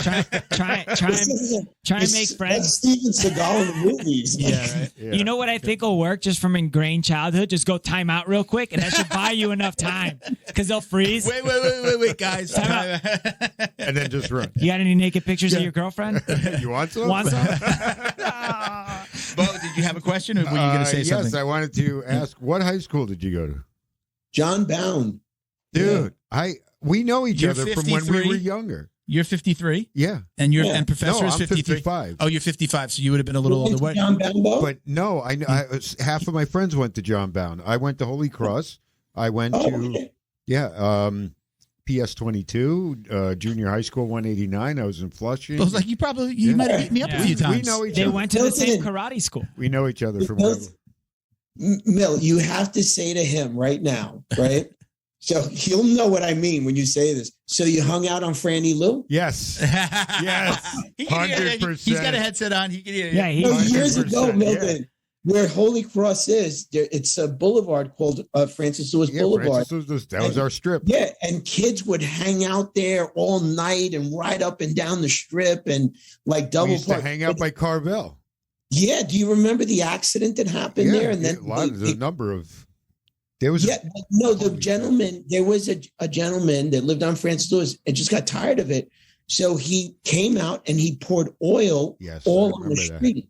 And this kid came down with his car, lost control, went right. I think it was a tree and died. And then they went down like totally like you just couldn't hang out there anymore. Oh, they started to come down on everybody, but that was our strip. That Bo, was you know so many of our guests or have been in some type of their orbit, and we still can't get him on the mat. Yeah. I have a feeling Checks all the boxes. 2023 is the year we're going to get Bo. I told Bo way back, I said I want him to be my first blue, or I said I want you to be my first white belt, but I would love for you to train with us. And you're far away, but we come here so much, we got to like bring some mats, start showing him some basics. In a short 10 years, you'd even have a cool nickname. You could be like, oh, that's Black Belt Bo.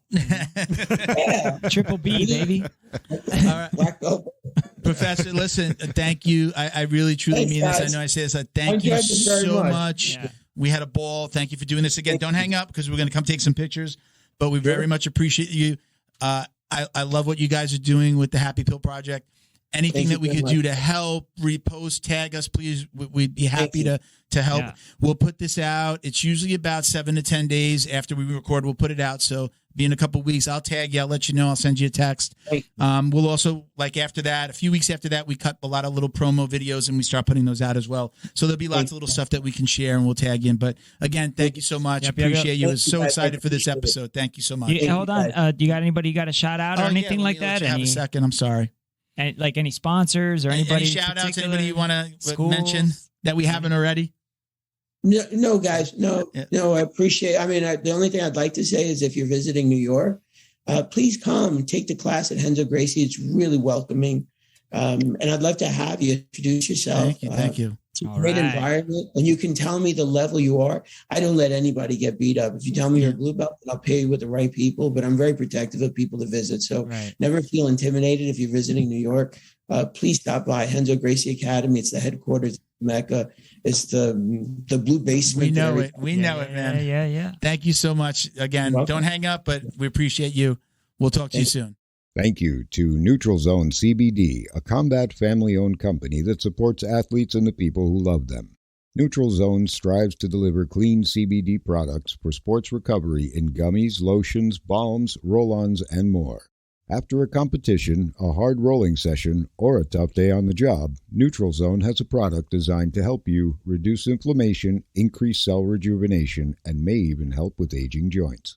Visit NeutralZoneCBD.com and get 25% off your order with code JJD. And follow them on Instagram too, at MyNeutralZone. Jiu-Jitsu's favorite monthly subscription box has now joined the Jiu-Jitsu Dummies podcast. The BJJ box is delivered to your door filled with premium jiu-jitsu and grappling apparel, equipment, supplements, supplies, snacks, and more. The crew at the BJJ box find the best in the world of jiu-jitsu and guarantee every box to be worth more than the cost. Each box includes 4 to 7 items you're going to love. Visit thebjjbox.com and use code JJD10 to get $10 off your very first box. And give them a follow on Instagram at TheBJJBox. Neutral Zone is combat family owned, so they know you need to keep yourself and your equipment clean. They created Neutral Zone Clean wipes and sprays for just that purpose. Neutral Zone products are formulated to reduce the risk of bacterial and fungal infections. Whatever's making you sweat, weight training, rolling on the mats, yard work, or just working around the house, Neutral Zone Clean wipes and sprays can make you feel and smell refreshed. Use code JJD to get 15% off your online order at NeutralZoneClean.com. While you're there, sign up for their newsletter to receive the latest info and updates on product launches like their new shower gel and soap bar coming soon. Are you Neutral Zone Clean? Special thank you to the crew over at Flow and Roll for all their support. Flow and Roll is renowned for their incredible no-gi rash guards, shorts, and leggings. Flow and Roll has quickly become the premier custom apparel provider for academies big and small throughout the United States. Reach out today to discuss your custom order and ask about their incredible pre-order program. You can send an email to flowandroll@gmail.com or visit their Instagram at flow_n_roll and shoot them a direct message. And yes, they can create an awesome custom gi for your academy as well. Visit flowandroll.com to check out their awesome designs, and while you're there, pick up a Jiu-Jitsu Dummy signature tee exclusively at flowandroll.com. And remember, you'll get 20% off your purchase of t-shirts, rash guards, or gis with code JJD. Very cool. What'd you think? Yeah, that was dope. Right? Awesome, right? We always have good guests. He's just another great guest. He's an amazing mind. Just the way that he looks at jiu-jitsu. Right. We said that about other guests, but if you watch his stuff and you see like how detail-oriented he is with everything, more than probably anyone that I've seen online or in tutorial next to Danaher. He was Johnny Zuki. Come on, right? To see him the way he is. Could you imagine Danaher-esque? Like, and I mean that in the best sense. He's got that he didn't talk about it, but like, have you heard Danaher like explaining a move when he's on top of somebody? He's there for like 20 minutes. So could you imagine how many of those 20 minutes he's been there, just like with the arm up? He's just got his arm up, like now take a look at the position of his wrist. You see how it's slightly cocked? He has no leverage in this direction. Great Danaher impression. Analytic. Thank you. All right, thank you, Milton Campbell. And of course, I end up having grown up. Dude, you guys were karate buddies. If that's not the universe telling you something, as far as like you got to train, black belt. I think 2023 is your. I have to say this: time. I am really attracted to Krav Maga. Oh. Sorry. Krav Maga. I've been watching Krav Maga videos, and I'm really attracted to Krav Maga. I like sci-fi movies too. I really do. We'll have that conversation off camera. That's a clip, by the way. Yeah, there you go. Mark the time. So the time. Thank you, everybody, for watching and listening today. Don't forget, if you purchase anything from any of our sponsors that we've mentioned today, send a proof of purchase. Send us your receipt via Instagram at Jiu-Jitsu Dummies. And we're going to enter you into our giveaway, our $250 giveaway. Info at Jiu-Jitsu Dummies. Excuse me? Or info at Jiu-Jitsu. They can also send it to info at jiu-jitsudummies.com. You can DM it to me. Again, or instant message on Instagram. And you'll win up to $250 worth of jiu-jitsu swag. And that will include our no-gi kit, our Peace Love Jiu-Jitsu, rash guard, and no-gi shorts. I am Uncle Milty on Instagram. Uncle Milty BJJ on Instagram. Oh, I thought it might have been Uncle Milty race car driver. No, let's start that over. At Uncle Milty BJJ on Instagram. JJD _DJJ69. Bo? At BADWERKS Bad Works. That works. Hey, man. Beautiful. From Flushing, New York. Yeah. Thank you for watching and listening, everybody. Thank you, everybody. Peace, love, jiu-jitsu. Oh, it's this jiu-jitsu. Yeah, I was going to go.